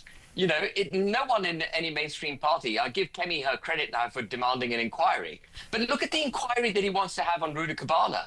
He wants an inquiry to determine how it was that Rudabakana got away with what he got away with. I want an inquiry on not just how he got away with what he got away with, how he did it, but how the devil Did the Prime Minister, Yvette Cooper, and Merseyside police get away with hiding the truth from the British people? Completely agree. What did they know? When did they know it? We want to know who they're protecting. What is their agenda? And none of that would have been sub judice. All of that should and could have been discussed in Parliament. And any brave politician, and therefore there are 650 wimps in my view, any brave politician would have sent to Lindsay Hoyle, I don't care you're telling me not to talk about this because of sub judice. I don't want to talk about Uda Cabana right now. I want to talk about the Prime Minister, Yvette Cooper and Merseyside Police, and I want them to tell us in this House of Parliament, where discussion should be open, who knew what when, and why was the truth withheld. That's got nothing to do with the case. That had everything to do with social justice for the British people. And Lindsay Hoyle was in breach of his obligations when he shut down that debate. He was definitely under duress from Starmer, definitely under duress from the Labour Party. Can I just read something that's just come into you, because I love having you on this show. We've talked Southport, we'll talk about Suella in just a tick, but this came in the last few minutes. Donald Trump releasing a statement about Russia on the social media site, Truth Social. I am not looking to hurt Russia, says the Donald. I love the Russian people and always had a very good relationship with President Putin, and this despite the radical left's Russia, Russia, Russia hoax. We must never forget that Russia helped us win the Second World War, lost loads of lives in the process. All that being said, says Trump, I'm going to do Russia, whose economy is failing, and President Putin a very big favour. Settle now and stop this ridiculous war. It's only going to get worse. If we don't make a deal, and soon, I have no other choice but put high levels of taxes, tariffs and sanctions on anything being sold by Russia to the United States and various other participating countries. Let's get this war, which never would have started if I'd been the 46th president, over with. We can do it the easy way, Putin, or the hard way. But trust me, the easy way is always better. It's time to make a deal. No more lives should be lost. I'm getting goosebumpy again. He's only been there 2 days. He's only been there. Well, doesn't care, does he? He's right. He's right. We've got to do a deal and stop this war. This notion, and again, it comes from this liberal global order, that we should supply Zelensky with any amount of armaments that he wishes to discharge the war in the manner that he wishes to discharge it, and if necessary, having a 100-year war. We just signed a 100-year partnership with Ukraine, a 100-year war, because it could go on for decades, frankly, a 100-year war, until every Russian soldier is out of Ukraine. Now, that's an admirable aim, but we've got to start thinking about British interests. Is it really in British interest to be funding a foreign war for 100 years? How is it in the British people's interest? What we need to do is make sure that peace is reached, and peace is reached in a way which makes it clear to Russia that it must never do again what it's done before. Russia needs to get a bloody nose on the way out of this, but we need peace in Ukraine. That is an absolute given. It's not in Europe's interest, and it's certainly not in the United States or the United Kingdom's interest to be funding a protracted war which will go on for decades. Russia is not going to give up. And one of the points that, Trump made about Russia winning World War II, the reason Russia helped us win World War II, and in very significant part, I don't think we would have won it without Russia's help. The reason they were prepared to do it is because they were prepared to throw millions of their own people at a war and keep throwing them at that war until they win. And Putin is the same. He'll keep throwing people at it. If we think we can get some kind of elegant eviction of Russia from Ukraine overnight because Zelensky wants it, it ain't happening. Very, very quickly, final subject. Today, Suella Braverman in The Telegraph said the only way to beat Labour is for the Tories and Reform to unite. Quick voice note from Sally, go. If Reform joins up with the Tories, they'll lose my vote, and I think they'll lose a lot of votes. People want to see Reform stand on their own 2 feet, and if it takes a while for them to gain seats, so be it. Ben Habib, your quick reaction to that, my friend, please. So I don't want to be a detractor of reforms, but reform's strategic aim, as far as I can see, between now and 2029, is actually to take as many Conservative councillors, grassroots members and MPs that it can. And I have an issue with that, because if they just go on taking Tories into the reform camp, one, they will irritate their own grassroots, and I can tell you a lot of reform grassroots are upset with the number of Tories that have already been taken on and that direction of travel, many of whom are Remainers. Remainers are being invited. Charlie Mullins was invited to be a candidate, for goodness sake, for Reform. Reform will become Tory Mark II. That is not what the people want. People wanted Reform to be out on the right-hand side of politics, promoting and fighting for a sovereign, proud, independent United Kingdom. And it won't achieve that by effectively taking on as many Conservatives as it can. What I think Nigel Farage is up to is to gain as much of the Tory ground that he can and then try and do a deal with the Tory party before 2029. That's how I'm reading the landscape. Really interesting, mate. It's always an absolute pleasure to have you on. We thank you for your loyalty to the show. Ben Habib, brilliant, 5:23. If you want to be on, honestly, so many of you trying to ring. We promised to get to you. Hello to Don in Chelmsford. Jez, Trump is liberating America from the tyranny of political correctness and woke policies. Meanwhile, we have a bunch of politicians who are driving us into the ground, and crazy Ed Miliband will impoverish us all. Steve's in East Yorkshire. Quickly, I've just watched a video of Trump signing numerous executive orders in front of a large audience who cheered as each was signed. Trump has done so much for his country in just 2 bleeding days. I sit here wishing that we had someone like Trump in charge rather than this pathetic, stupid government who literally, in my mind, haven't got a bloody clue. We're coming back with more on Talk Drive in 3. Don't go anywhere.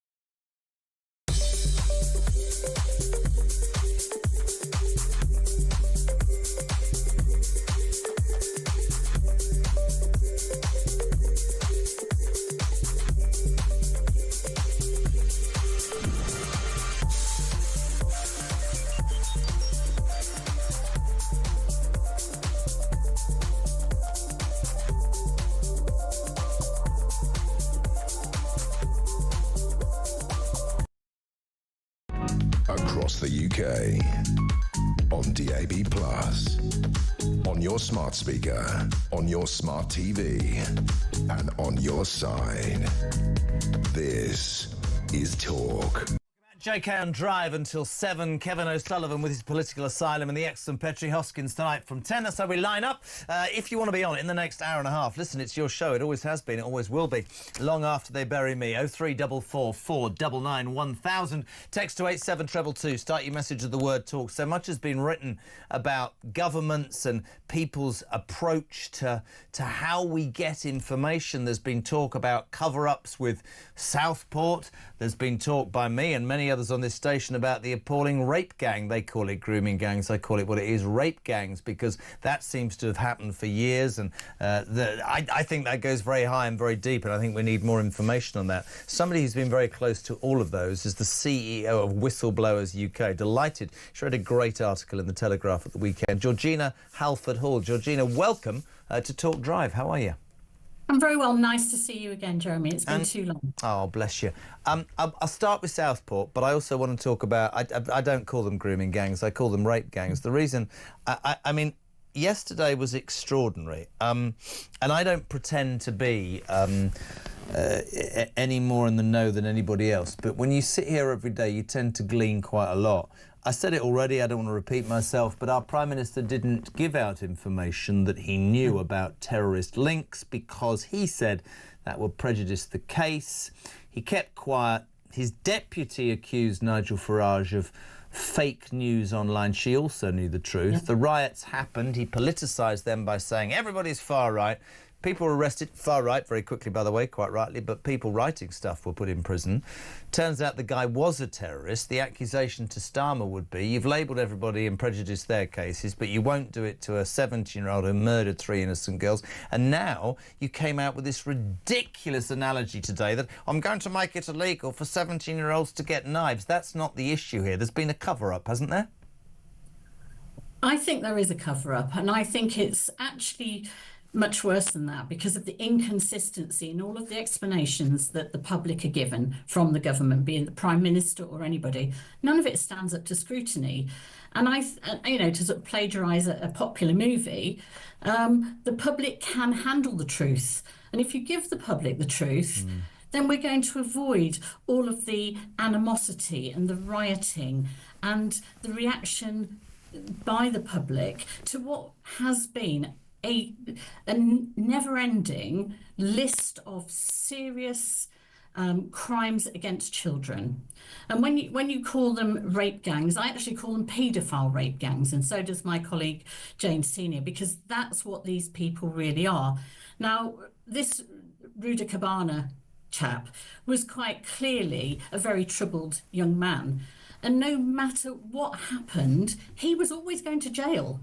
So why not just tell the public the truth and let them make a decision based on the truth? What happened was they released a photograph of an 8-year-old boy and said that he'd come from Wales. So I'll put the next thing to you. You're the CEO of Whistleblowers UK. I fervently believe that the reason Starmer's in trouble is because the reason, I used that twice in one way, that he didn't want to release his information is he knew that people would say it's an illegal migrant and he would have to face up to the accusation that I'm afraid a lot of illegal migrants are committing crimes. If he'd been honest, you're right, the situation would have been diffused, but it suited him politically, which worries me when politicians... I mean, these 3 young girls lost their lives. He could stand up and he could go, Georgina, the far-right are thugs. Yes, they are. But one woman was put in jail for 15 months for writing something online that wasn't it wasn't good to read, and she needed education. But she didn't get... She got 15 months in prison. So what? One rule for Alex Ruda-Picana and another for the rest of us. I don't understand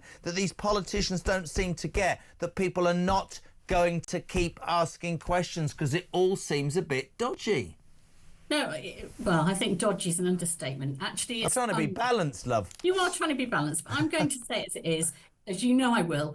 This is injustice. It's injustice to those children who lost their lives. It's injustice to those parents who suffer and all of the other children and parents. And it's anticipated there's over 500,000 children in the UK who've been the victims of these paedophile rape gangs. But then again, there's people like myself and my colleagues who've all been labelled as far right by the Prime Minister, and I'm really looking forward to an apology or an explanation for this, because all we've done is we've spoken up for and supported the families, the children, the victims, the whistleblowers, including police officers who've been desperate to speak up about what's going on behind the scenes. And that's why we're still campaigning for our Office of the Whistleblower. And it's been taken up by members of his own party, but even they are afraid to speak up on their own. But why? Why? We're afraid to speak up? Why? Because of the party line, Jeremy. It's gone through all political parties. We saw it with the Conservatives. You've been labelled far right because you're trying to push the case for victims. Why does this government seem to make excuses for perpetrators of crime and take advantage and do bugger all for people who are the victims? I don't understand the theory in any which way at all. I really don't. It's not one. Sorry, Jeremy. It's just not one government. Promise after promise has been made to victims and to whistleblowers about how they will be treated differently. And we've got the duty of candour law coming in. This is not a good advertisement for how this government sees candour working and telling the truth. Back to what I'm saying, we need an Office of the Whistleblower. We need a champion for whistleblowers, a place where people like the parents and like these teachers, like these police officers who are not social workers, could raise concerns about young men like Rudy Cabana, and all about the people they witness abusing or potentially abusing children because they are not being supported in their workplaces. Well, I agree with that. The other thing that turned my stomach massively when, Starmageddon did his moral speech to the nation yesterday, however dreary it was he made this big thing about, I'm going to protect our children. Well, if you're going to protect your children, allow that national inquiry. I'll tell you what I think, and you're going to give me a job when I say this. I am utterly convinced that the paedophile rape gang scandal goes higher and deeper than any of us can possibly imagine, because I don't care what your politics are, and I said this as a father of 6. If I was looking at this country, I said it last week, if I was standing with one of my mates in a foreign country and looking at Great Britain and I thought, so let me get this absolutely right. In the last year, the head of the British Christian Church has had to resign, right, for hiding paedophiles. The Voice, the man that announced the Queen's death, one of the most revered news anchors in the world, he and his pedo mates who look at disgusting, vile images of kids, has got a suspended sentence because it might upset him and he might be insecure in prison. And on top of that, the establishment, and I really believe that, has been hiding for years that kids 6, 7, 8 are being raped, whether it's by people from other countries or this country. It needs looking at, and that's why organisations like yours are so important. But honestly, I think Starmer is in real trouble. I think a lot of it is the Muslim vote in certain Labour constituencies. I fervently believe that. I do. Well, as you know, I stand politically neutral on all of this, Jeremy, and I don't care which colour it is, but somebody has really got to get a grip of this because we cannot have successive generations of children being literally sacrificed for political careers or public careers, as you were talking about the BBC. All of our organisations, including mine, has got to take responsibility. We've got to speak out. We've got to protect those who are most vulnerable. And we put that duty on our public servants and we expect them to do it. And when they do, we penalise them. We throw them into employment tribunals. One person this week was presented with a potential bill of £350,000 plus VAT, so they could take a case to the employment tribunal, for which they're not going to get anything like that in compensation. And still nobody is going to investigate the wrongdoing that they are raising. And again, that's to do with sexual crimes. We have got to stop being bonkers about this in this country, and we've got to start telling it is as it is. And where people like the former Archbishop have, hid behind their dog collar for all of these years, along with police officers, as in the report in Operation Amazon, where they have between 40 and 60 senior police officers who failed in their duty to protect children were allowed to retire, allowed to get their pensions. Well, the rest of us are being called far right for calling out what is blatantly inequality in our system. I'd like to put the great back in our country, and I'd like our politicians to do exactly that for us. But then you're not political. You can't honestly. Well, all right, but you can answer this. I don't believe that everything Donald Trump has said and done is right, but when I listened to him speak the other day where he put the American people first, I got bloody goosebumps. We're not going to anything like here because we haven't got conviction politicians. We've got career politicians who follow the lead of whoever's in the job in case they could somehow get it. Donald Trump didn't give a toss, and the majority of America said, yeah, you're right, it's time to strike back. And I think that's a lesson, I really do. It is, when you're right, and you're absolutely right in that. Let's face it, the only reason we're talking, the only reason the Telegraph wanted my articles is because of a foreign politician, of Elon Musk. And he has been vilified. What happened to Elon happens to every single whistleblower who stands up in this country, whether it's about the post office or child abuse. It doesn't matter. The first thing we do is we turn the spotlight on them and we question and criticise them. Nobody's perfect. Crikey, I'm not. I've got lots of things I'd say I'm not perfect in. But the one thing I'll say is I'll stand up for anybody who's standing up for injustice around children. And if that means it's Trump, if it means it's Elon Musk, I don't care. I would support that part of what they're doing because it's actually made a difference. Do you believe, just to finish, there will be a national inquiry into the paedophile rape gangs, yes or no? Do you think they'll come under pressure to do that? They've announced one for Southport.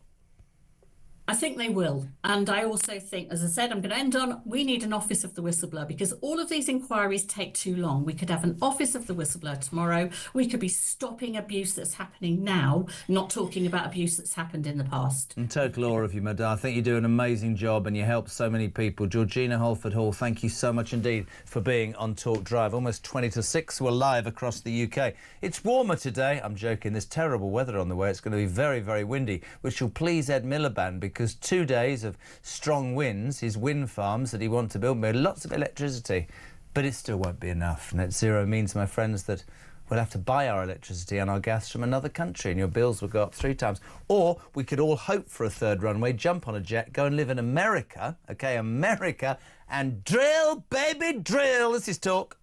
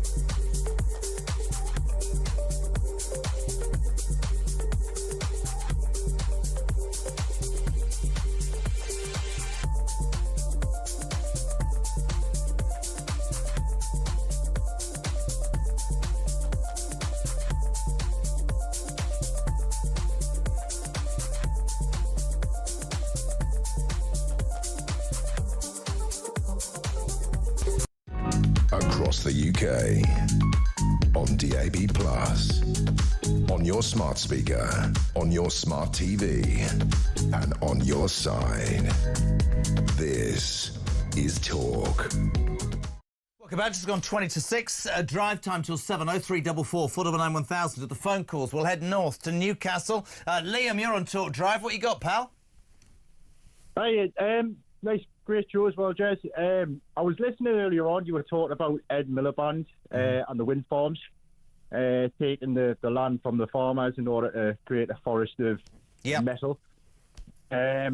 essentially, what I want to say is, for starters, with the wind farms themselves, just to take a piece of land and then start to put these metal structures up, it's going to take energy.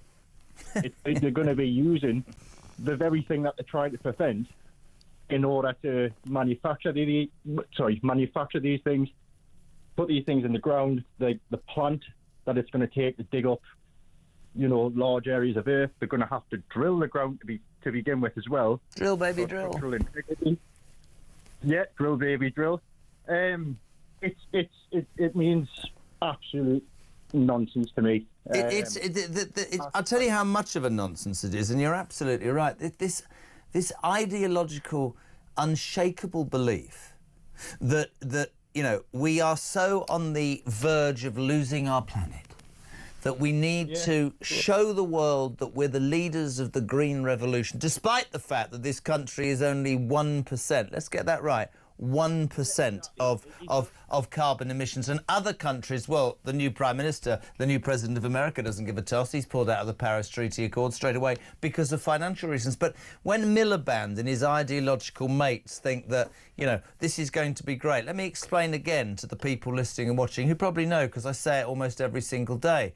You're going to increase a tax. You're going to introduce a tractor tax to screwed farmers who are going to have to sell their farms, destroying years and generations of hard work. The government will grab that land, put wind farms in. Now, we all know, despite the bad winds this weekend, there is never enough wind to sustain and create enough electricity. So somewhere down the line, you idiot, Miliband, you'll have to import that from another country at 3 times the cost and screw us all in the pocket again for your ideological madness. That's the truth, Liam.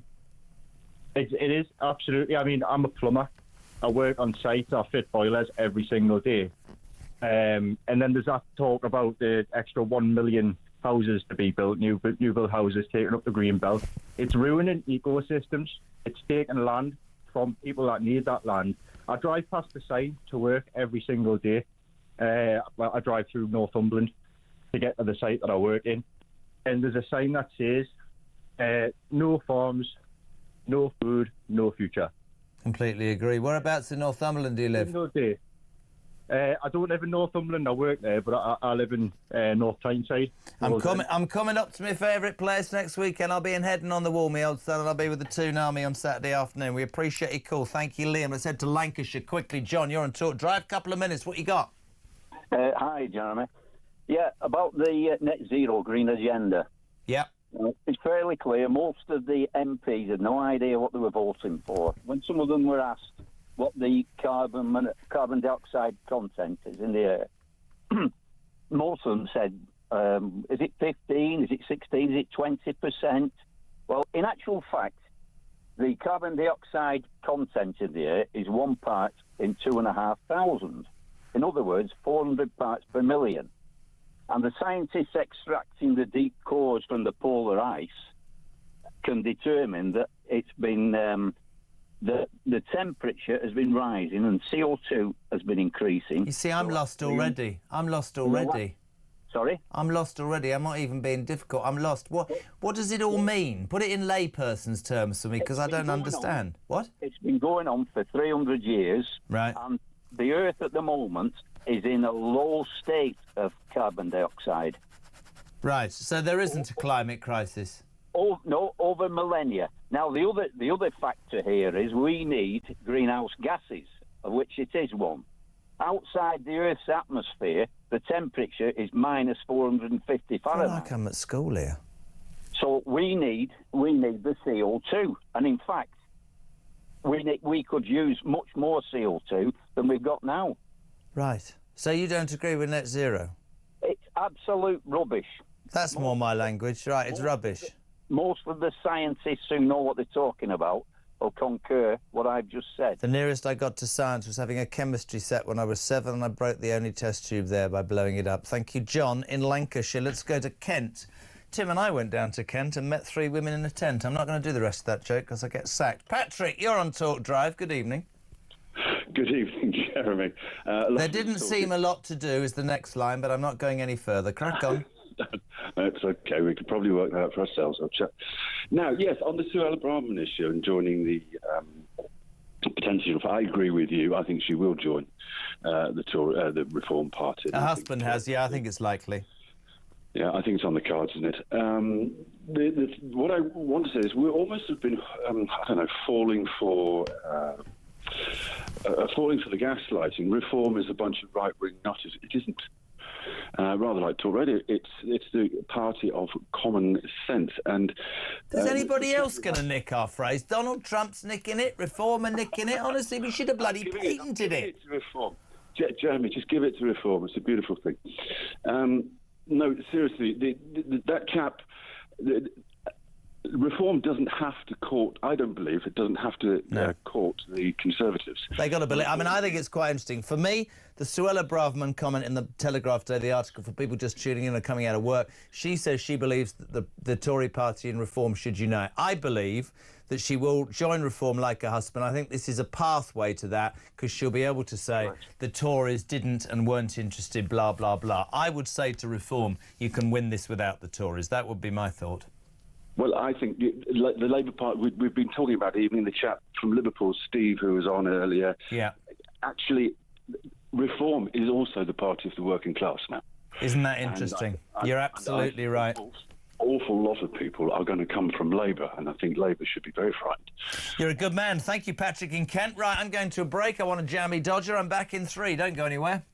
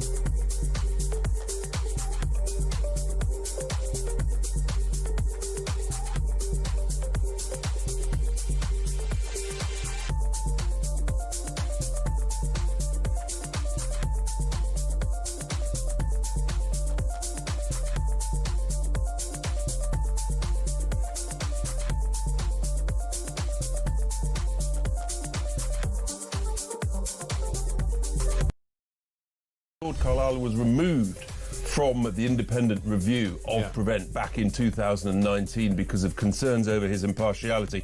Interestingly, he does rather seem to have changed his tune since last September, when he said, I think we should get out more information if we possibly can. We've learned from these events, when someone is arrested, the police probably need to tell the media who's been arrested and what their background is. There you so go. Perhaps Lord Carlisle should come back on the programme and explain why he's changed his tune.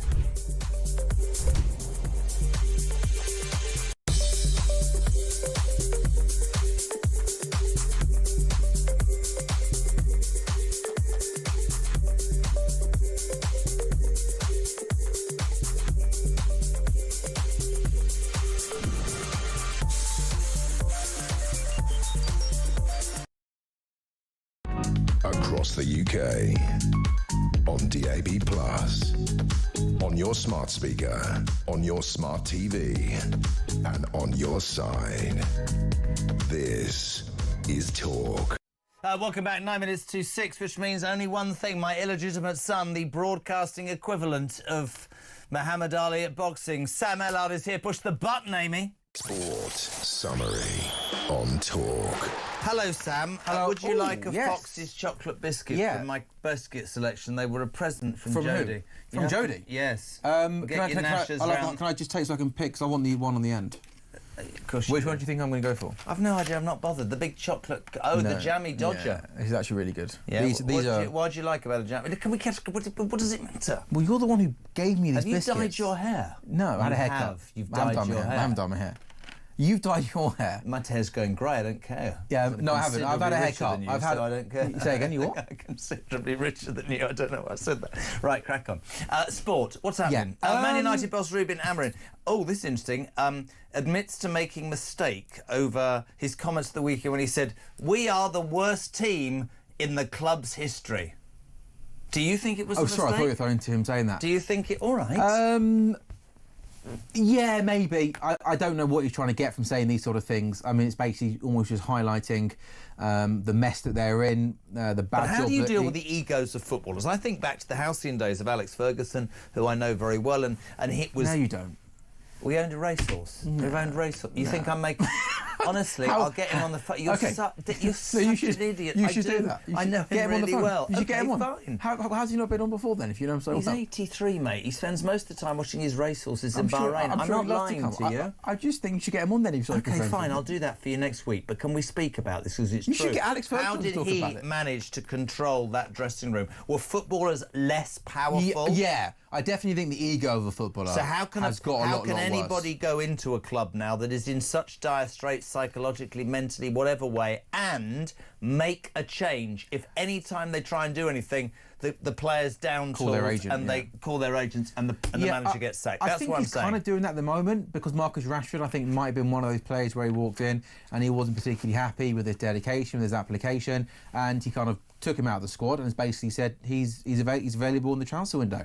So I think he's trying to do that. I think you've ultimately got to be powerful. I think the best thing is winning football matches. If you start winning football matches, then all of a sudden you can't win you football can... matches with teams that are rubbish and don't want to play. Sure, but that isn't on Ruben Amorim. Ruben Amorim has inherited an absolute mess, and what he's going to need is going to need time, he's going to need transfer windows because he's trying to implement. But a system. we know that the chairman, and are we allowed to say chairman? He's a chair. They lose their nerve. If it's another 20 games and he loses another 5, they'll say it's time for him to go. It doesn't work. Yeah, but I think they're such a bad team, this Man United team. Also, what this is interesting is that he's come in, Jez, and he's basically gone, I'm only going to play one formation. He's trying to play a back 5, and in the back 5 you need 2 good wing backs. He hasn't got one, and you need sort of number 10s. You're going to be off the centre forward. Yeah. He's only got one in Bruno Fernandes. So it's almost like if he's going to come in, not give him a transfer window, and then sack him after a few months, it's all pointless. It has to be a long-term project with this. Champions League review last night. Liverpool unbeaten in the Champions League, 7 out of 7. What an Arnold Slot. I don't care. Who cares what he's called? He's a good manager, right? He's slotted in there brilliantly, hasn't he? I mean, I'm not bothered about Villa. They lost 1-0 to Monaco. Liverpool is the success story of the year. Arne Slot's done a great job. Yeah, I mean, 7 wins from 7 in the Champions League. First team to be through immediately through now to the last 16. They'll obviously finish in the top 8. He's doing an unbelievable job. He's got everybody playing. Do you love him more than Klopp as a Liverpool fan? And I'm being deadly serious. Genuinely, no. Right, sitting here right now, 6 months into his reign, I'm going to say no. I think Klopp bought me as a Liverpool fan my first league title watching it. He left him a garage of Ferraris. And he left him some great players. Yeah. What I would love to be able to say, Jez, in 5 years' time, if Slot wins 2 Premier Leagues and 2 Champions Leagues, then maybe my opinion might change in 5 years' time. Yeah. But I think, Jurgen had a special bond with the fans, and I think Slot could definitely get there. The way things are going, he could definitely get there. Champions preview tonight, PSG versus Man City. Give me a score. Jeremy? Yes, dear. Real Madrid, so obviously coming top 8 gets you right through to the last 16. Yes. Then the top 20 of the 9 into 24, you go into a playoff where the 8... Man City are 24th in the table after 6 league games. PSG are 26th. As things stand, PSG aren't even going to get through to the next phase. And Real Madrid also play tonight, are 22nd. It's quite remarkable that 3 of the remarkable. No, but Where three of the sort of the powerhouses, the 3 maybe certainly Madrid and City you'd almost have as a guarantee to be in the top 8, are almost fighting to be in the top 24. And PSG playing Man City this evening. I fancy Man City tonight. This PSG team, no more superstars. On paper, not a lot of quality in that team. And look, I'm not saying Man City getting back to their best because they've only Ipswich. But I fancy Man City to go to PSG and win tonight. Zagreb visiting Arsenal. Arsenal win. I think Arsenal have too much quality. And Celtic doing brilliantly in the Champions League against Young Boys, which I think is an incredibly bad and name Young for a Boys are team. one of two teams who haven't won a game yet in this competition. Celtic in the top 24. They're above Man City in 23rd place. Celtic should win this. If they win this, it should all but secure their place in the knockout phase, which would be quite incredible. England have lost their first T20 just now against India by 7 wickets in Calcutta. The first time Brendan McCullum's taken charge of the white ball team. That's going to take a while to change, isn't it? Yeah, first game in charge, and it was an absolute shellacking. They batted first, Probably made a what? shellacking. Oh, right, Is that not really? They made 132 batting first, and that was never going to be enough. India chased it down with 7 overs to go. Butler made 68 with the bat. Only 2 other batsmen made double figures. Spin through the middle once again, causing England problems. Who would have thought it? Hey, and then with the ball, they were way off it. Abhishek Sharma smashed 79 of 34, and India chased it down with 7 overs to go. So hold the school record. So that's the shellacking. I hold the school record for bowling: 6 overs, 3 maiden, 6 wickets for 4 runs. That's pretty good going. Yeah, I mean, you could get. The captain has stood the first. That's a lot of the tea. What were you bowling? Sorry, what were you bowling? Swing bowler, batted at 5, captain. Yeah. So you're an all-rounder. 7 years I was. Yeah. All-rounder. Now I can't Captain even run all-rounder. to the loo. All right. I've seen you. No, I wasn't saying. What did you say?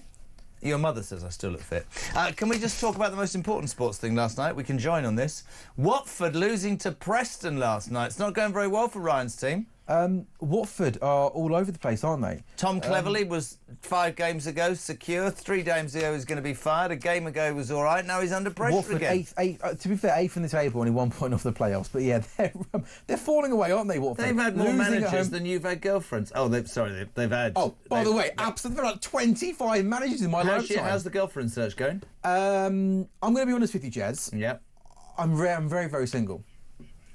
You're very single. Very, very single at the moment. What does that mean? Just not got a lot going on at the moment. I'm very. You've got nothing going on in your life. And I'm very committed to work at the moment. I've got a big show this evening presenting. What big show have you got tonight? Live on talkSport's YouTube channel, doing a Champions League watch along from 7 till 10. Looking forward to that. Amazing. But you should be on the main station. But on the main station tonight, they got live commentary of the football, and I don't do commentary. Well, why don't you do the live commentary? I don't. No, I don't do. I haven't done commentary before, so I'm doing a live show on YouTube. Man on right, kick sport. They took the mickey. Denny took the mickey out of mate. I did obviously the inauguration, and I came in and Denny went, "Oh, it's brilliant, mate." And I was like lapping it up. He went, "Yeah, my favourite bit when you went, oh, there's a bloke in a velvet jacket singing. Is it karaoke? Oh no, sorry, he's singing the national anthem." I'm not very good at commentary either. You're good at this though, Church. You do all right at this. Thanks for these biscuits, by the way. These are lovely biscuits. Why did Jodie bring in the biscuits? Because she loves me.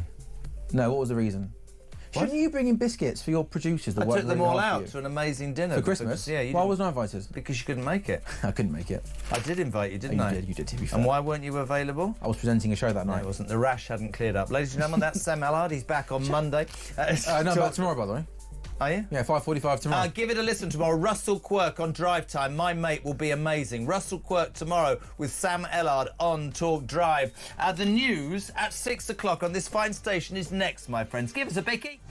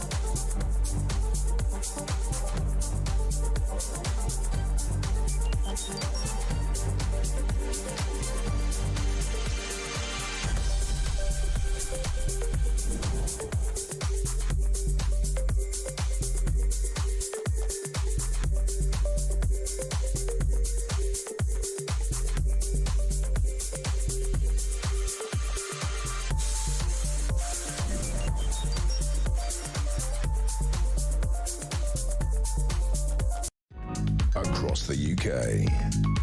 On DAB+, on your smart speaker, on your smart TV, and on your side. This is Talk.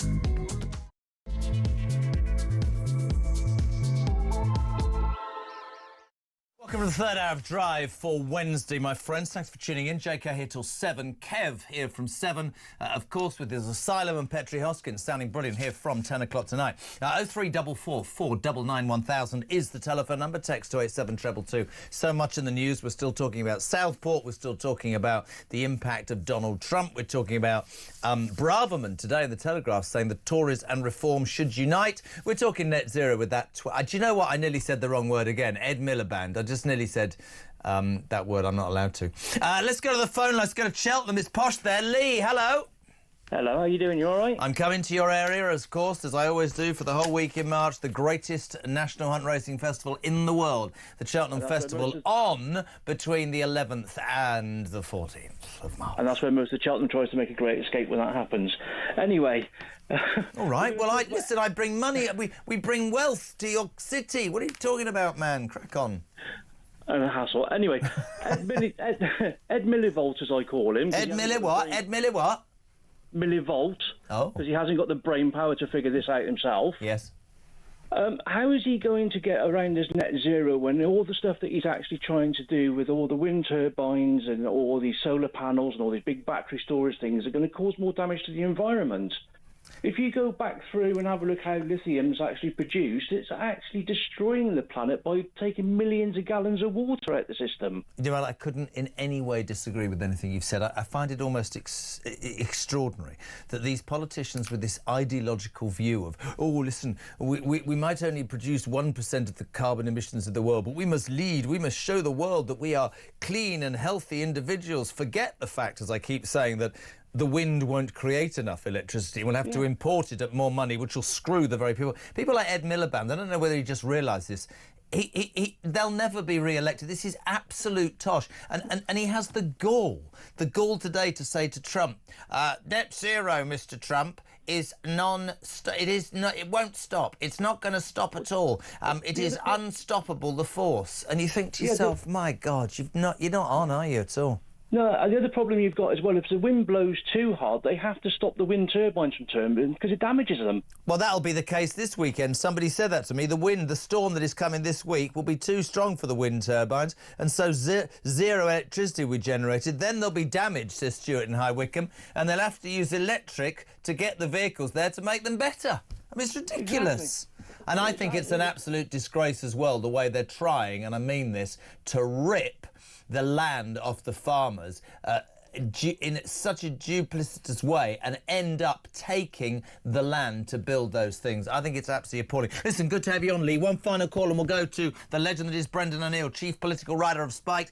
Robert's on the Wirral. Robert, good afternoon. You're on Talk Drive. What you got? Hi, Jeremy. Thanks for taking the call. Jeremy, I'd just like to express my delight at the events that occurred on Monday at 16:47 when Donald Trump was inaugurated as the 47th President of the United States. At the moment of his inauguration, he picked up a great big pair of defibrillators and restarted the heart of this ailing world. And all we've got to do now, Jeremy, is wait for that Trump-infused blood to reach the other parts that the Biden blood could not reach. Don't you crave somebody like that in the United Kingdom? There'll never be anybody like that, will there? No, there won't. No, there won't. No, there won't.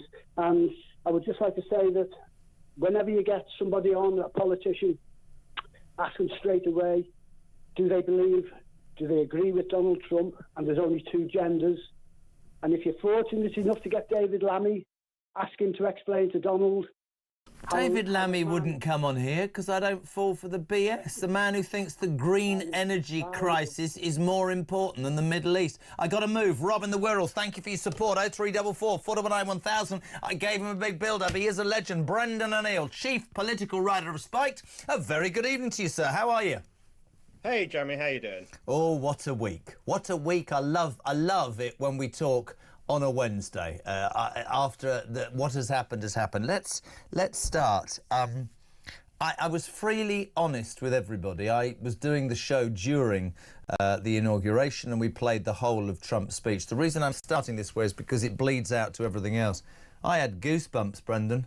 I sat there listening to there's two genders. I'm closing the border. I'm getting rid of DEI. I'm going to drill, baby, drill, because liquid gold under my land will make my people richer. I listened to a man talking about, you know, I'm going to make I'm going to make people literally safer, richer. Oh, I've got some breaking news for you. A US official has just said that approximately 1,000 troops are leaving to go to the southern border. This follows Donald Trump's executive order authorising the US military to deploy as many units or members of the armed forces as needed to help the Department of Homeland Security obtain complete operational control of the border. This is the tough approach he promised. Couldn't we bloody well do with somebody like Trump in England, Brendan? Absolutely. You know, what we've witnessed in America this week is extraordinary. It's historic. This is not just one president replacing another. This is not just one party replacing another. That kind of thing happens all the time. This was the ruthless dismantling of the entire ruling class ideology. Every single aspect of the woke ideology has been dismantled by Donald Trump. DEI, the identity politics nonsense that infects every workplace, the gender fluid hysteria, the idea that a man can become a woman simply by clicking his fingers, the idea that borders should be porous, they should be wide open, we should let whoever cross over. These have been the tenets of the woke establishment for years, and one by one, Donald Trump signed them into the history books. That is a really extraordinary event, and I think it will have global consequences across Europe as well, because now the leader of the free world is unwoke. He is unpolitically correct. He believes in economic growth, digging for oil, and equality rather than equity. And that's a really good breakthrough. An unbelievable breakthrough. And the response, I have to say here, to everybody saying, you know, I want to go and live in America. Why can't we have that? Maybe we don't. And of course, then what was so, I mean, pennies from heaven for a news channel, but the next day we had that dreary attempt at a public speaker, Starmer, you know, talking about the horrors of Southport. And I want to talk to you about this because so many people have an opinion on this. But I as I say, I went out on a limb yesterday, and I think a lot of people do agree with it. I mean, he was quite cynically, in my mind, using the contempt of law excuse to say, you know, I can't say anything about Rudy Picana back in July, when he will have known, as will have Rayner. They will have known there was ricin, they will have known there was an Al-Qaeda guide book, whatever it is, and he will have known. What I found astonishing was that the government in the past, including all sorts of governments and him, have said, this is terror-related, leave it, we're dealing with it, but nothing. The riots happened, the build-up of what's the answer, who is this person, it exploded onto the streets. His reason for not giving out detail was not to prejudice Rudy Picana's case, but he called everybody far right that went on the streets, and subsequently what happened. And then he stood there yesterday and he went, I want to protect the kids, but won't agree to a bloody national inquiry into the rape gangs because he's scared of losing seats north of Watford Gap with a Muslim vote. Isn't that the truth? It's the way this government is behaving is so shocking. Keir Starmer is the most pathetic leader we've had in decades. He really has no moral authority whatsoever. And this case, the Southport case, has really demonstrated that. You know, the thing that the government is now saying is that this is the Amazon killer. Keir Starmer refers to him as the 2-click killer because he bought a knife online in 2 clicks.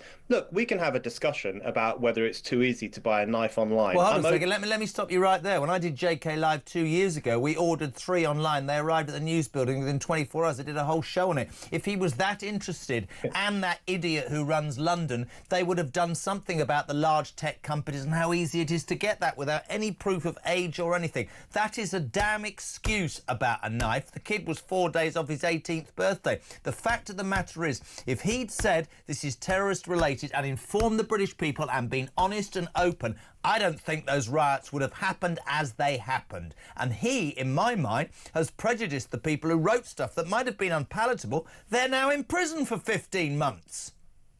You know, Jeremy, if they listened to you and watched your show, maybe they would have come to these conclusions a bit earlier. It's way too late for them now to be talking about the dangerous, the ease with which people can get knives. But it is such a deflection. Yeah. This is a displacement activity of epic proportions, because the truth of the matter is that Radicabana there were 15 opportunities that he could have been stopped. He was referred to prevent 3 times. He was known to be carrying knives. He was known to have an interest in killing children. All of this was known, and every wing of the state failed to do its job. The education system, the criminal justice system, the police, social workers, and they've come out today. They're all going to start backbiting each other. The police today say we were gagged by the CPS over the Southport killer. It's not our fault. The whole system. But even Starmer at that moment now standing up pontificating. I'm going to protect the children. Deal with the rape gangs as well then, mate, if you want to protect our kids. Seriously. You know, the problem we face today is actually really profound, which is that the state has retreated from its responsibility to protect citizens. Withdrawn from that, sorry to jump in, withdrawn from that, but stick their bleeding nose in and tell us we have to drive an electric car, or we can't eat that meat, or we can't go there on holiday, or it's extraordinary. Their priorities are wrong, Brendan, aren't they? Oh, it's this unholy marriage between a nanny state that wags its finger at us all the time and this hands-off state that does nothing about serious crime. It doesn't follow up on people who have been referred to prevent. It doesn't take things like the rape gangs seriously, and it turned a blind eye, in fact, for years and years. So this is a state that will say you can't smoke that close to a pub entrance, and also it won't come around to your house if you've been burgled. It won't look into this young man in Southport who was known to have murderous intentions and known to have knives. It won't look into the rape gangs when everyone knew that they were raping, assaulting, and in some cases killing working class girls. So we have a state that is doing all the things it shouldn't be doing, bossing us around and telling us how to live our lives, and not doing any of the things it should be doing, which is protecting vulnerable people, including children, from serious harm. Can I just ask you a question? Is all of that incompetence in your mind and spiked as an organisation? Is it ideology? Is it incompetence? Is it arrogance? Why would you not want to protect children against anything? I think there's institutionalized moral cowardice. There is an unwillingness to grapple with the truth of crime, with the truth of certain people from certain backgrounds who are committing certain crimes. That's what we saw in the rape gang scandal. There's an unwillingness to be honest with the public about what's going on. And we saw that in the Southport case when Starmer and others did seem to hold back certain information. And you know why? Because they don't trust us. Censorship is always driven by contempt for ordinary people. They don't trust ordinary British people to know the truth about rape gangs. They don't trust us to know the truth about Southport. They think we're a seething mob of racist pieces of shit, if you will excuse my language, and that we have to have our eyes covered and our ears covered for our own good. So that kind of censorious streak, that paternalistic streak, that authoritarian streak has also really been exposed by these recent cases. God, I love having you on the show. You're so intelligent, man. Whenever you finish, I say to Ryan, God, I don't have any brains compared to that man. Let's talk about the other thing that's really, really resonating today, net zero. Again, me in my layman's terms will put this to you. So we've got Ed Miliband, who failed spectacularly as leader of the Labour Party on this quest to, in his words, deliver net zero, despite the fact that we only produce 1% of the carbon emissions in the world. The fact that President Trump has already removed himself from the Paris Climate Treaty tells you everything. But no, Ed Miliband is so up his own backside that today he warned Trump that net zero is unstoppable. Well, not really, because he's already pulled out of it. Here's the interesting thing. I wanted to throw this at you. So you bring in a tractor tax, you screw farmers who have to give up their farms, you land grab, you build wind farms. This weekend there's going to be a terrible, terrible storm, which will probably destroy the wind farms or the solar panels. But when it is windy, everybody will tell you that there's not going to be enough wind to create enough electricity, so then you have to import it from another country at 3 times the cost. This man is a blithering idiot. How does anybody fall for that BS? It's not going to work. I find the net zero policy so depressing. Yeah. You know, one of the things that Britain should be most proud of is that we were the birthplace of the Industrial Revolution. This is where it started. This is where modernity started, on this tiny, wonderful island of ours. We invented industry, modern day industry. We should take pride in that, but we're ruled by people who are ashamed of it and who think that it is destroying the planet. And this net zero policy is a suicidal policy. Trump is doing exactly the right thing. He is making America energy independent so that it will make its own energy, that will create jobs, it will make the energy cheaper, and it means America will not be reliant on other foreign nations. That is exactly what Britain should be doing. We have abundant sources of oil and gas in this country, but we don't frack. We're not going to dig in the North Sea because apparently it's bad for the environment. We keep turning down... Liquid gold, as Trump said, it's ours. It would improve our economy. Absolutely. This is our stuff, and we should be taking it from the earth and creating jobs in the process and making energy cheaper for the people of this country. But instead, we are ruled by these eco-ideologues, these idiots like Ed Miliband, who want to turn the clock back and want us all to go back to wearing hair shirts and apologizing for our eco-footprint. It's outrageous, and it's going to cost this country billions. It's going to cost jobs, and it's going to make us energy dependent on other countries, possibly in the future, even Russia. It's a crazy, suicidal policy. Finally, before you go, so pleased to have you on. This happened in the last it was about the last hour. Donald Trump on Truth Social. And you love him or loathe him. And I make the point, I make it every time there's a caller, because I think it's important to say that not everything he says and does I've agreed with, but the way he has clasped, if you like, the pulse of the American people, grabbed that feeling, is something I think so many politicians across the world could learn from. I'm not looking to hurt Russia, he wrote an hour ago. I love the Russian people and always had a very good relationship with Putin. And this, despite the radical left's Russia hoax. You must never forget that Russia helped us win the Second World War and lost lives in the process. All of that being said, I'm going to do Russia, whose economy is failing, and President Putin a very big favour. Settle now and stop this ridiculous war, because it's only going to get worse. If we don't make a deal, and soon, I will have no other choice to put high levels of taxes, tariffs and sanctions on anything being sold by Russia to the United States and various other participating countries. Let's get this war, which never would have started if I'd been president, over with. We can do it the easy way, Putin, or the hard way. But trust me, the easy way is always better. It's time to make a deal. No more lives should be lost. I find myself getting goosebumps there. Everybody will say to me, not in this building. They go, oh, no, he's going to get it stopped, isn't he? Unbelievably, he'll get that stopped as well.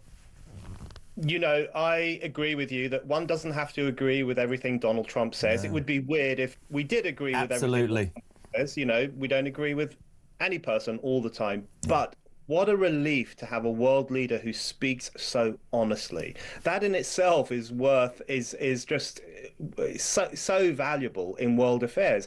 Nothing is shrouded in mystery. He doesn't use euphemism. He speaks plainly. He shoots from the hip. He says what he wants to do. That just makes the world an easier place to understand, and it makes people understand what Trump wants from them. I think he's right. Everyone wants an end to this infernal war in Ukraine, which Russia started with its invasion. Everyone wants that to come to an end, no more lives to be lost. And the fact that he's making this one of his priorities shows that he actually takes world peace and global stability very seriously. And I wish more politicians, especially in Europe, were the same. I got poo-pooed when I said during some months ago, you know, that there were no wars when he was in the White House. There weren't. I believe... listen, he's a deal maker and he'll see it as a deal, and that message smacks of it being a deal. You can do it my way or it's the highway, Putin, and I will levy taxes. I'm sure he'll bring them to the table, and I'm sure he'll find an answer. And you know, you just look at so much, you know, that announcement that troops have gone to the border, the message to Putin about the war. And I just find myself craving the conviction and the strength in this country. But of course, there is the hope, Brendan, I'd love your response to this, that we could become the 51st state of America. What do you think about that? And then he'd be our boss.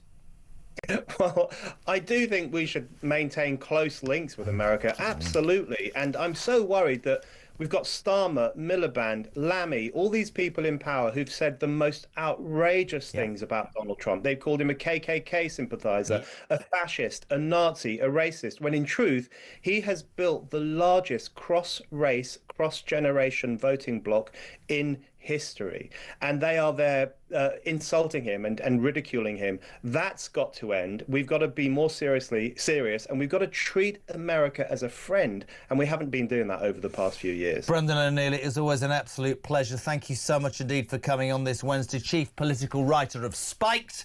You would talk drive 6:22. Fascinating. Hello to I don't know. Well, why don't people put the names? It will be we've done that. Be too windy for the wind farms this weekend. They'll blow down.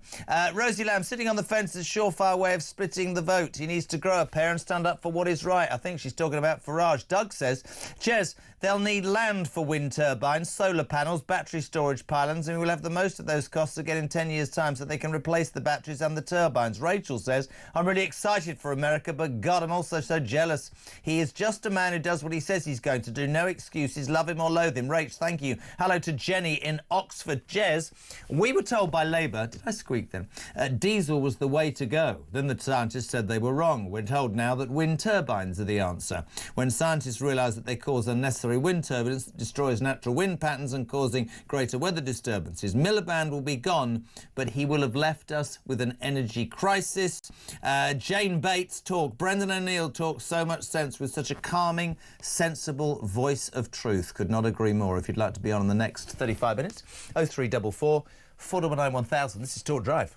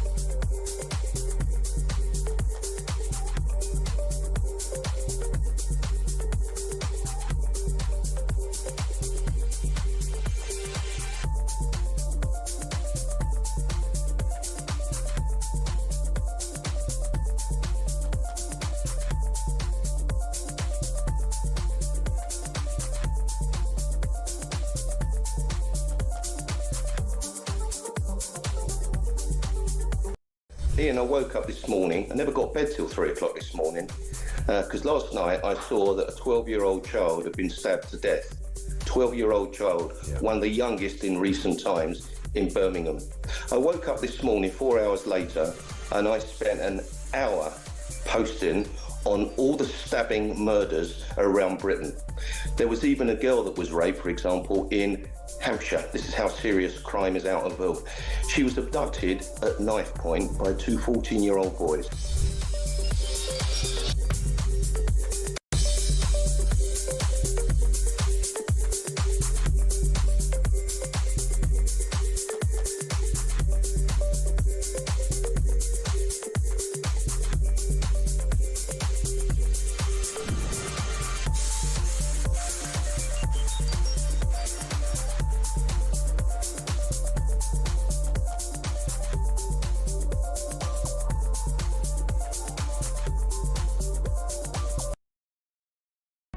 Across the UK. On DAB+. On your smart speaker. On your smart TV. And on your side. This is Talk. Welcome back, my friends. 6:27. I sometimes wish and hope that you could hear what goes on in the ad breaks. Jodie is, how do I put this, feeling fatigued today. She's looking forward to a day off tomorrow to recover from a lot of physical activity. 6:27, 0344 she's taken up running. 0344 499, entered a marathon. 0344 499 1000, text to 87222. Howard Cox, founder of Fairfield UK. It's been a while, my friend. Welcome to Talk Drive. How are you? Hello, Jess. I'm fine, my friend. How are you? I'm all right, but I'm confused. Bear in mind I'm 60 this year. Thank you for saying I don't look it. Tell me to get lost. Why did you leave Reform? We haven't spoken. What's that all about? You stood for mayor. What's happened? Well, hang on a second. I'm 70, mate. So I'm 10 years on you. Yeah, but you look it. I don't. Crack on. Come on. Thank you for that, my good friend. Good job. I know you will. Anyway, yeah, it's very, very simple. I mean, I still support Reform UK on 99% of their policies, but I just don't like the way they actually positioned their argument against Tommy Robinson. I don't support Tommy Robinson. I don't, back him. I don't even know him and never have met him. But I don't like the fact that certain parts of Reform caused a lot of Reform UK people who supported Tommy Robinson that lot, or nut jobs and things like that. And I was actually basically got a text from a very senior person in headquarters of Reform about 3 or 4 days before I left saying, if you continue to go down the route of supporting Tommy Robinson, you will be expelled. Wow. So it's very simple. The choice was made for me. My sell-by date was over. Are you upset about that? Yeah, I'm upset the way I've been treated, but I'm still fighting very much for Reform UK, in terms of their policies. Let me ask you then very quickly, if you don't mind. Today in the Daily Telegraph, Suella Braverman, who of course famously tried to stop the boats, was brought back as Home Secretary because she was promised by dodgy Rishi Sunak that she could do that. Then he pulled the carpet from underneath her feet. We know her very well. Suella Braverman said that the only way for Labour to be broken is for the right to unite the Tories and Reform. You still support Reform. What are your thoughts on that as an analogy, Howard? Well, I think it's right because the right is so disparate. There's so many different groups. And the big two are obviously Reform and the Tories. But I'm afraid there's too many egos and too many a lot of pride in between parties like the Tories, the oldest party in the world, etc., joining up with the newest party in the world. I'm afraid, I can't see that happening. I hope Nigel does sit down with Kemi Badenoch and say, yeah, let's do this together. I can't see that happening. I'm not sure that Reform need the Tory party, do they? Well, yes, you're absolutely right. I'm a die-hard Tory. I'm a Thatcherite. I go back that far. Exactly. And if we see Thatcherite policies appearing from Kemi and etc., I think they will get some support back. I do know that a lot of people in Reform UK are not totally happy with the way the party is actually treating its members. So that's the reason. And, I've had massive... I think there's many in the party who are unhappy at us, the party, taking on what can only be described as failed Tory MPs. It shouldn't be a home for people who have said one thing and want to save their political careers. I couldn't agree more with you. I totally, they don't need it. There's a lot of good people in Reform UK, but I am concerned about some of the things that go. But that'll stay private between you and me. All right, mate, let's move on. Founder of Fairfield UK, somebody who has argued for motorists' rights in this country and the rights of our citizens to have some sort of control. I wanted to talk to you, if I could, about this net zero story that's come out of... Well, I mean, we've been going on and on about bloody net zero, this green ideology that drives me insane. Donald Trump, goosebumps, Donald Trump on day one, about minute one, went, we're leaving the Paris Accord, signed his thing.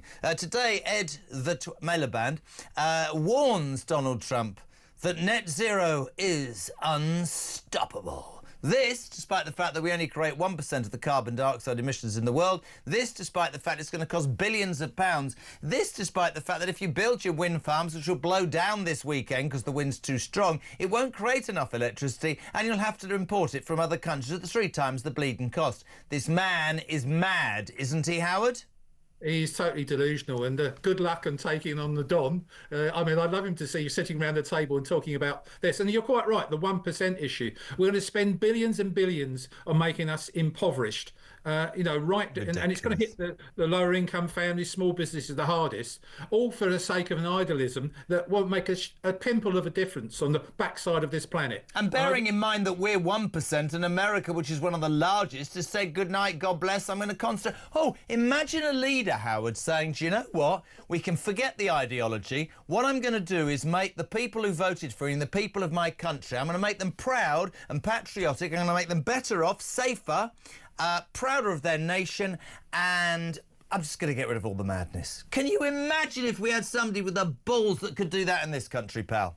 Well, I've actually written an article for The Sun. Hopefully it's coming out in the next few days. I said someone who has got the cojones to do that. I mean, unfortunately, Jeremy, on Friday there's a second reading of the odious Climate and Nature Private Members Bill, which will enshrine things like net zero and the 2030 ban on diesel and petrol new car sales in law.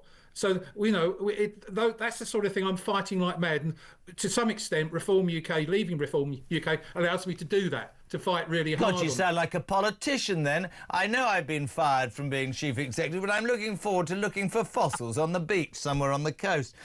What's your thoughts on the Heathrow expansion argument? Because I think this is an interesting one as well. Because you've got Rachel Reeves and the economists, or, well, I call her Richard III because she looks like Richard III.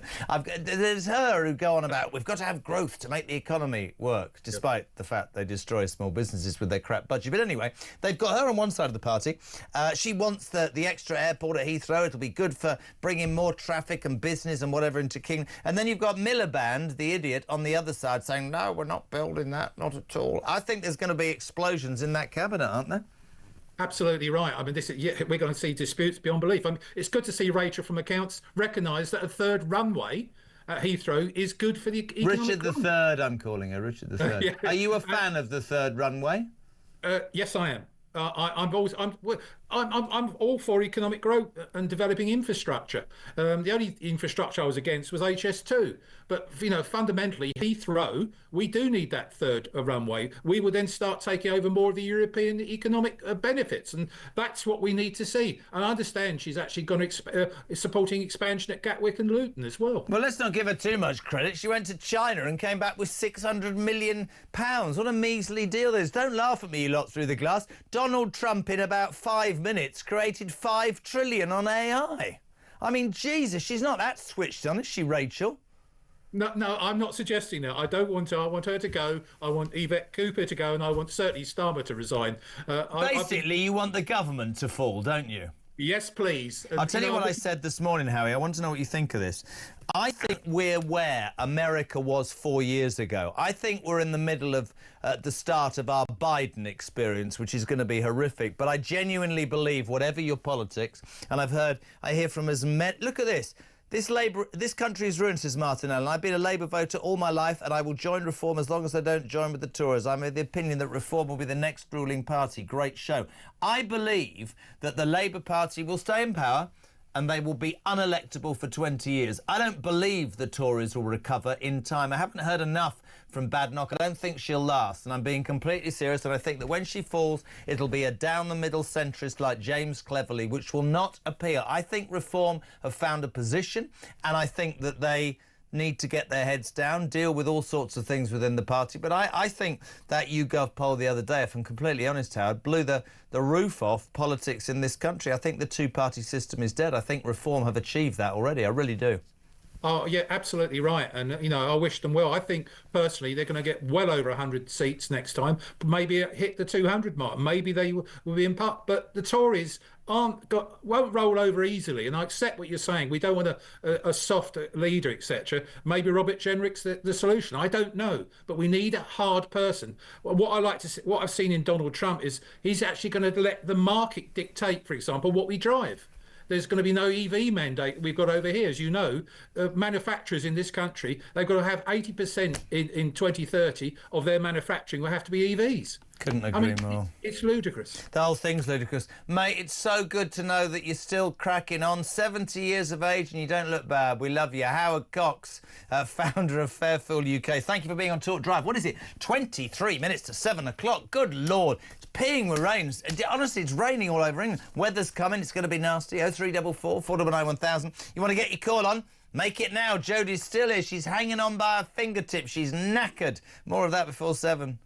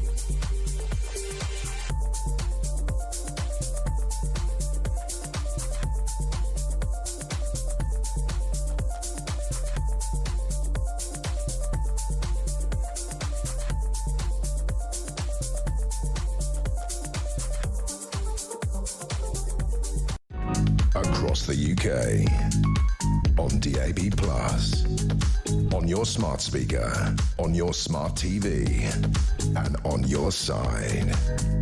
This is Talk. Welcome back. 20 minutes to 7 o'clock. One of my dearest friends has just literally flown back from the United States of America, chairman of the Republican overseas in the UK. Greg Svensson, how are you? Great to be here, Jerry. A little tired, a little exhausted. Listen, I'll put to you what I put to everybody. I did it live on Drive. Yeah. I did my best. I had goosebumps. It was great. I literally, I make no apology for this. I don't agree with all that he's said and done in the past. I think he's got flaws like we all have, but I think what he is authentic, and I think he presented to the American people the very things that they wanted to talk about. Cost of gas, cost of groceries, safety, security, borders. Sanity, all that stuff. And I'm sat there. Well, he nicked it off us. I'm thinking of suing him. He said, this is the common sense revolution. This is what Talk's been talking about for ages, man. He's been watching you, Well, something's been going on. But on a serious note, when he talked about securing a national emergency announced on the southern border today, we just heard 1,000 troops already on their way. A man who instantaneously was seen as doing what he said he would do. Yeah, it's fantastic. He really laid it out well. He was optimistic. He brought, an electric kind of energy to it, but also called out the radical left for what they've done to the country. Yeah. And I thought he needed to do that. He needed to make, it was a little bit of a campaign speech in some ways, but he really laid out the problems, the challenges, but he wasn't too dark. He didn't just talk about how bad this country is right now. He talked about optimism. He talked about opportunity and how great America is. I thought it was brilliant. It was calmer than I think people imagined. It struck me, even as he walked in, that he looked like this time round he knew where he was supposed to walk and what he was supposed to do. He looks like he's been there before. There looks to be authority. Some of the things that came out, and you were there, when he said there are two sexes, which there are, literally, and then he's put all US government diversity staff on paid leave. Yeah, it's done. I'm surprised it's paid leave, but you know, and you've seen it already. You know, since the election, even before the election, you've seen the big banks, even here in the UK, have dropped DEI or in the process of dropping it. ESG is in the rearview mirror. There's so many great things going on that the rest of the world and the rest of the country have adopted, have embraced. So it's not just Trump, President Trump saying radical things. They're not radical, first of all, they're common sense. But also, you know, he's led the charge, but I think a lot of the countries, surely in the private sector, have come around to really bringing an end to this. Donald Trump isn't a pariah anymore, and the comeback is, by any standards, incredible. He talked about one thing that I go on about. I mean, I don't even get me on net zero in this country, but this obsession with wind farms, which won't work and will cost. It's done. The need for us to go and basically import electricity to much bigger price. He literally pulls out of the Paris. Today, Ed Miliband said, You're wrong here, Donald Trump. Hysterical. It's unstoppable. No, it's been stopped already, you total Labour idiot. He really is. And the mother of all oxymorons is the Minister of Energy Security and Net Zero. Like, it's just completely absurd. Let me remind the viewers that businesses in the UK pay 5 times what we pay in America for electricity.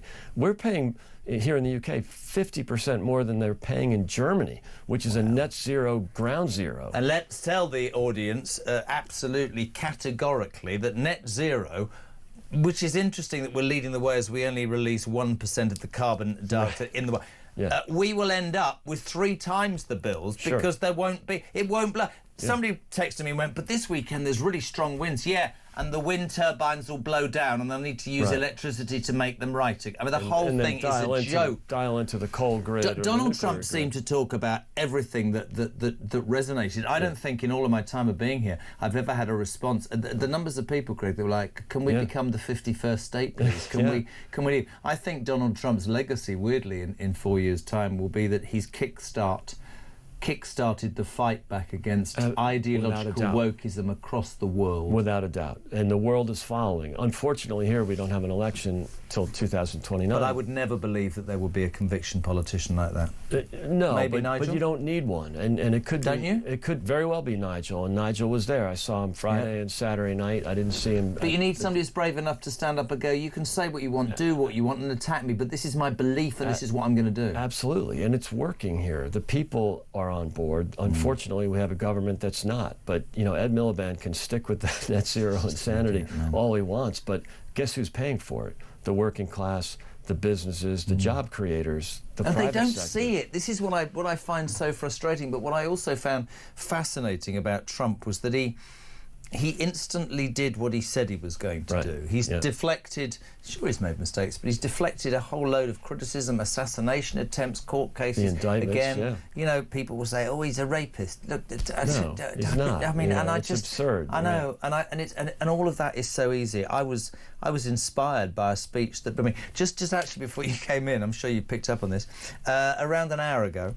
he posted on Truth Social. Have you seen this? No. I have to read this. I'm not looking to hurt Russia. Oh, I did read that. I love the Russia. I have to read it if you're just tuning in. It's brilliant. I love the Russian people and we always had a very good relationship with President Putin. And this, despite the radical left's Russia hoax. We must never forget that Russia helped us win the Second World War. They lost lives. All of that being said, I'm going to do Russia, whose economy is failing, and President Putin a big favour, in capitals. Settle now and stop, in capitals, this ridiculous war. It's only going to get worse.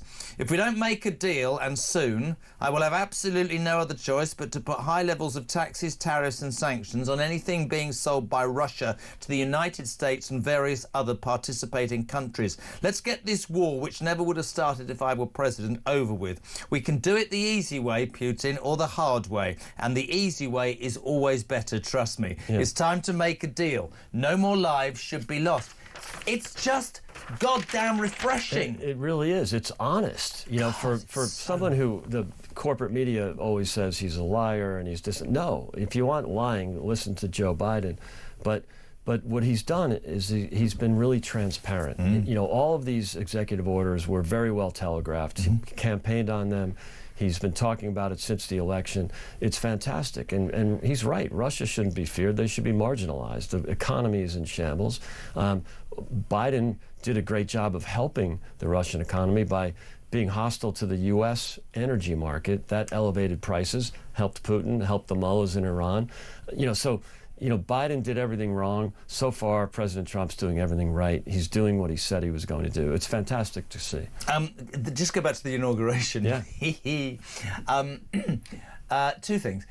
One, as I'm watching Joe Biden and po-faced Kamala, I don't want to talk about her, or Hillary laughing. She's another one, isn't she? Yeah. She lost to him as well. I wanted to ask you about Joe Biden because I've got this overwhelming belief that this is right.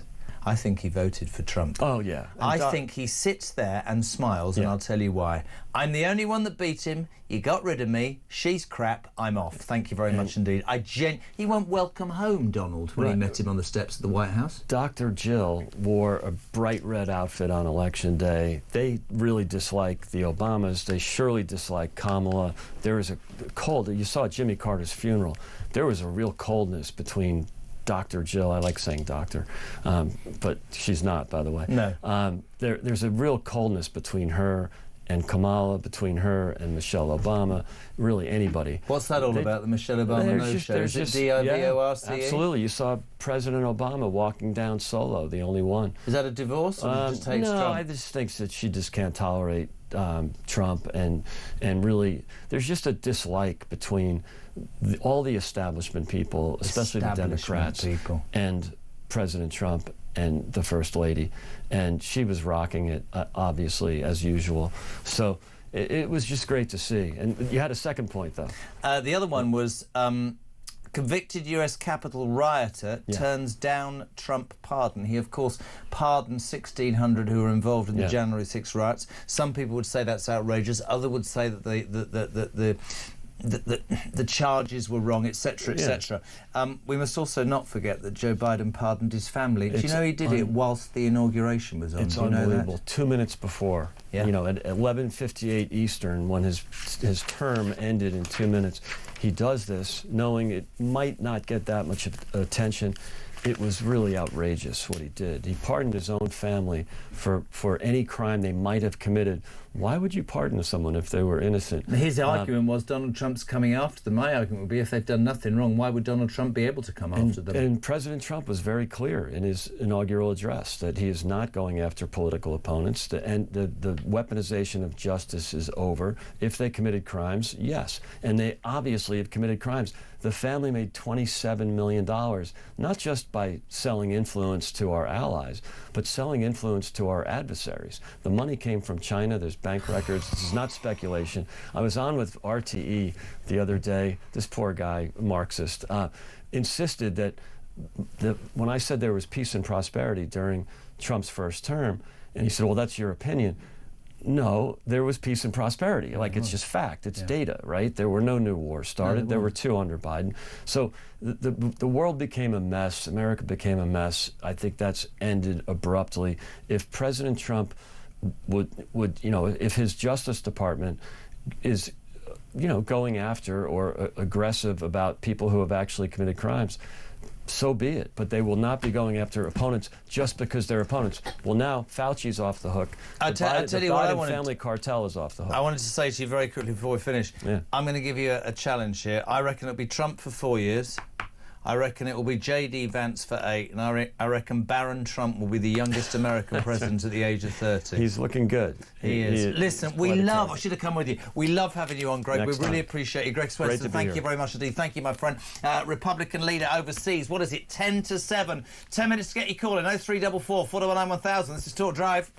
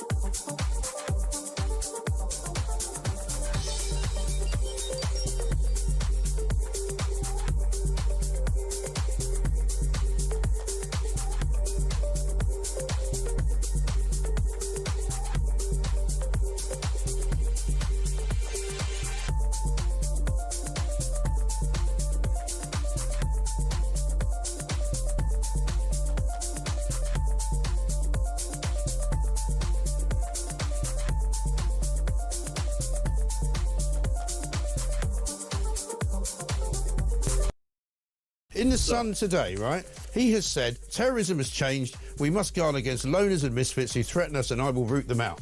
He's saying he's a terrorist. Right? Absolutely. So he's saying he's a terrorist, right? Can we get that out of the way? No, Mike, listen, again, right. You may have your view about whether he's a terrorist. Keir Starmer may have his view of a terrorist. I may have a view as a terrorist. In the run-up to the trial, that is not relevant.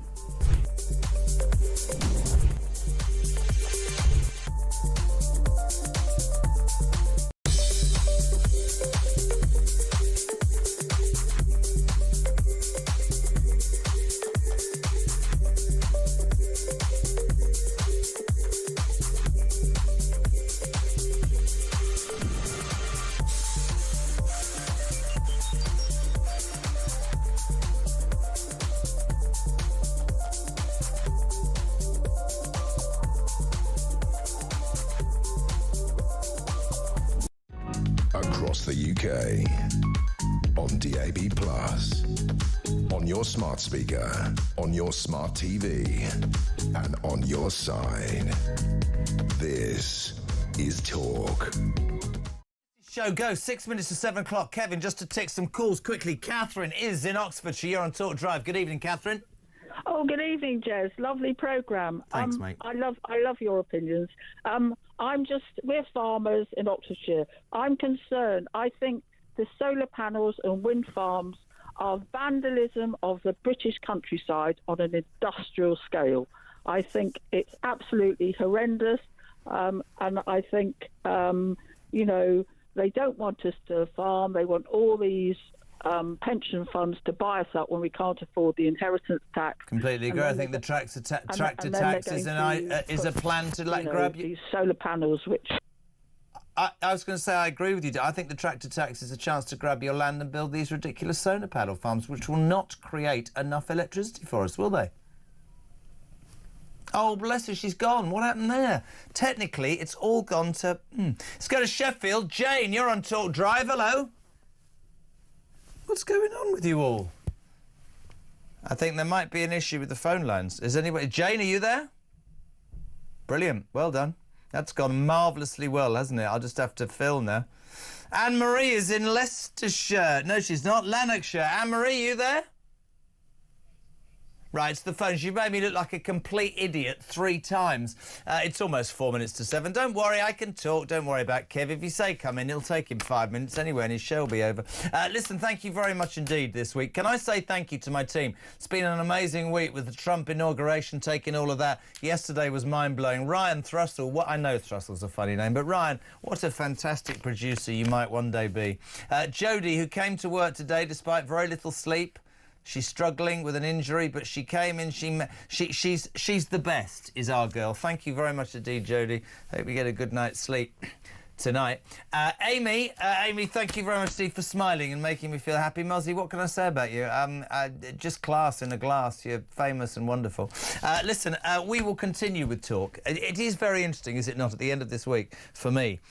We finished with Greg Svensson, who was there at the inauguration, and he talked about how this man... Donald Trump, like him or loathe him, and he is a Republican. He said there is stuff he does and has done that I don't agree with. But this man has grabbed the imagination and the pulse of the American public. We must all crave for that to happen. I fear it won't. I fear we have 4 years of, I'm not saying misery, but I think we have 4 years of ideological crap coming our way. But at least you have this station. At least you have a station that allows you to have a say, allows you to say your piece without fear or favour.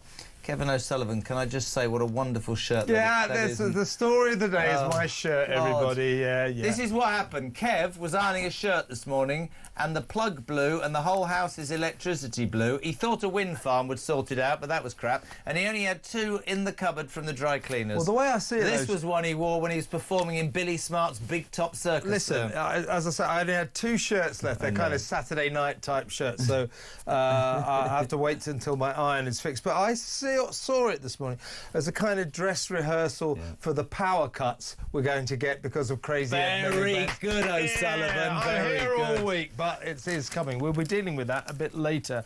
The madness of Ed Miliband's derangement, his net zero insanity, exposed by the common sense American energy revolution. He tells Trump it's unstoppable, and I go, well, it stopped already, you idiot. Yeah, he stopped it, exactly. I literally just wrote that. It's unstoppable. He just stopped it. Yeah. And that whole thing to explain to the British people that if these mad people nick land, build wind farms that don't do it, we have to import it and our bills will be even higher. It's crazy, and it must implode fairly soon, otherwise we're in big trouble. We are going to get major power outages within 2 years if this lunatic is allowed to carry on like this. Do you think this government could fall, genuinely? If we start getting power outages, yes. It happened to Ted Heath back in the 70s. If you take power away from people, they'll take power away from you as a your government. lines are coming out thick and fast. He's here tonight. all week. Jodie won't mind if we have power cuts. It'll be dark all night. Isabel Oakeshot's with me for the first hour. We're going to go through, obviously, Southport, the definite cover-up. These people are just lying to us. I'm sick of it. They're absolutely lying. They are. We're also going to have a bit of a laugh at the expense of that woke bishop in Washington who didn't quite get the memo, and you'll love this. I want her to be deported by Donald Trump. You'll love this, Jez. The Louisiana senator, a guy called John Kennedy, I think no relation, he has just had a look at the Chagos policies of Britain and said that guy Starmer's got to stop taking ketamine and get the bong out of his mouth. The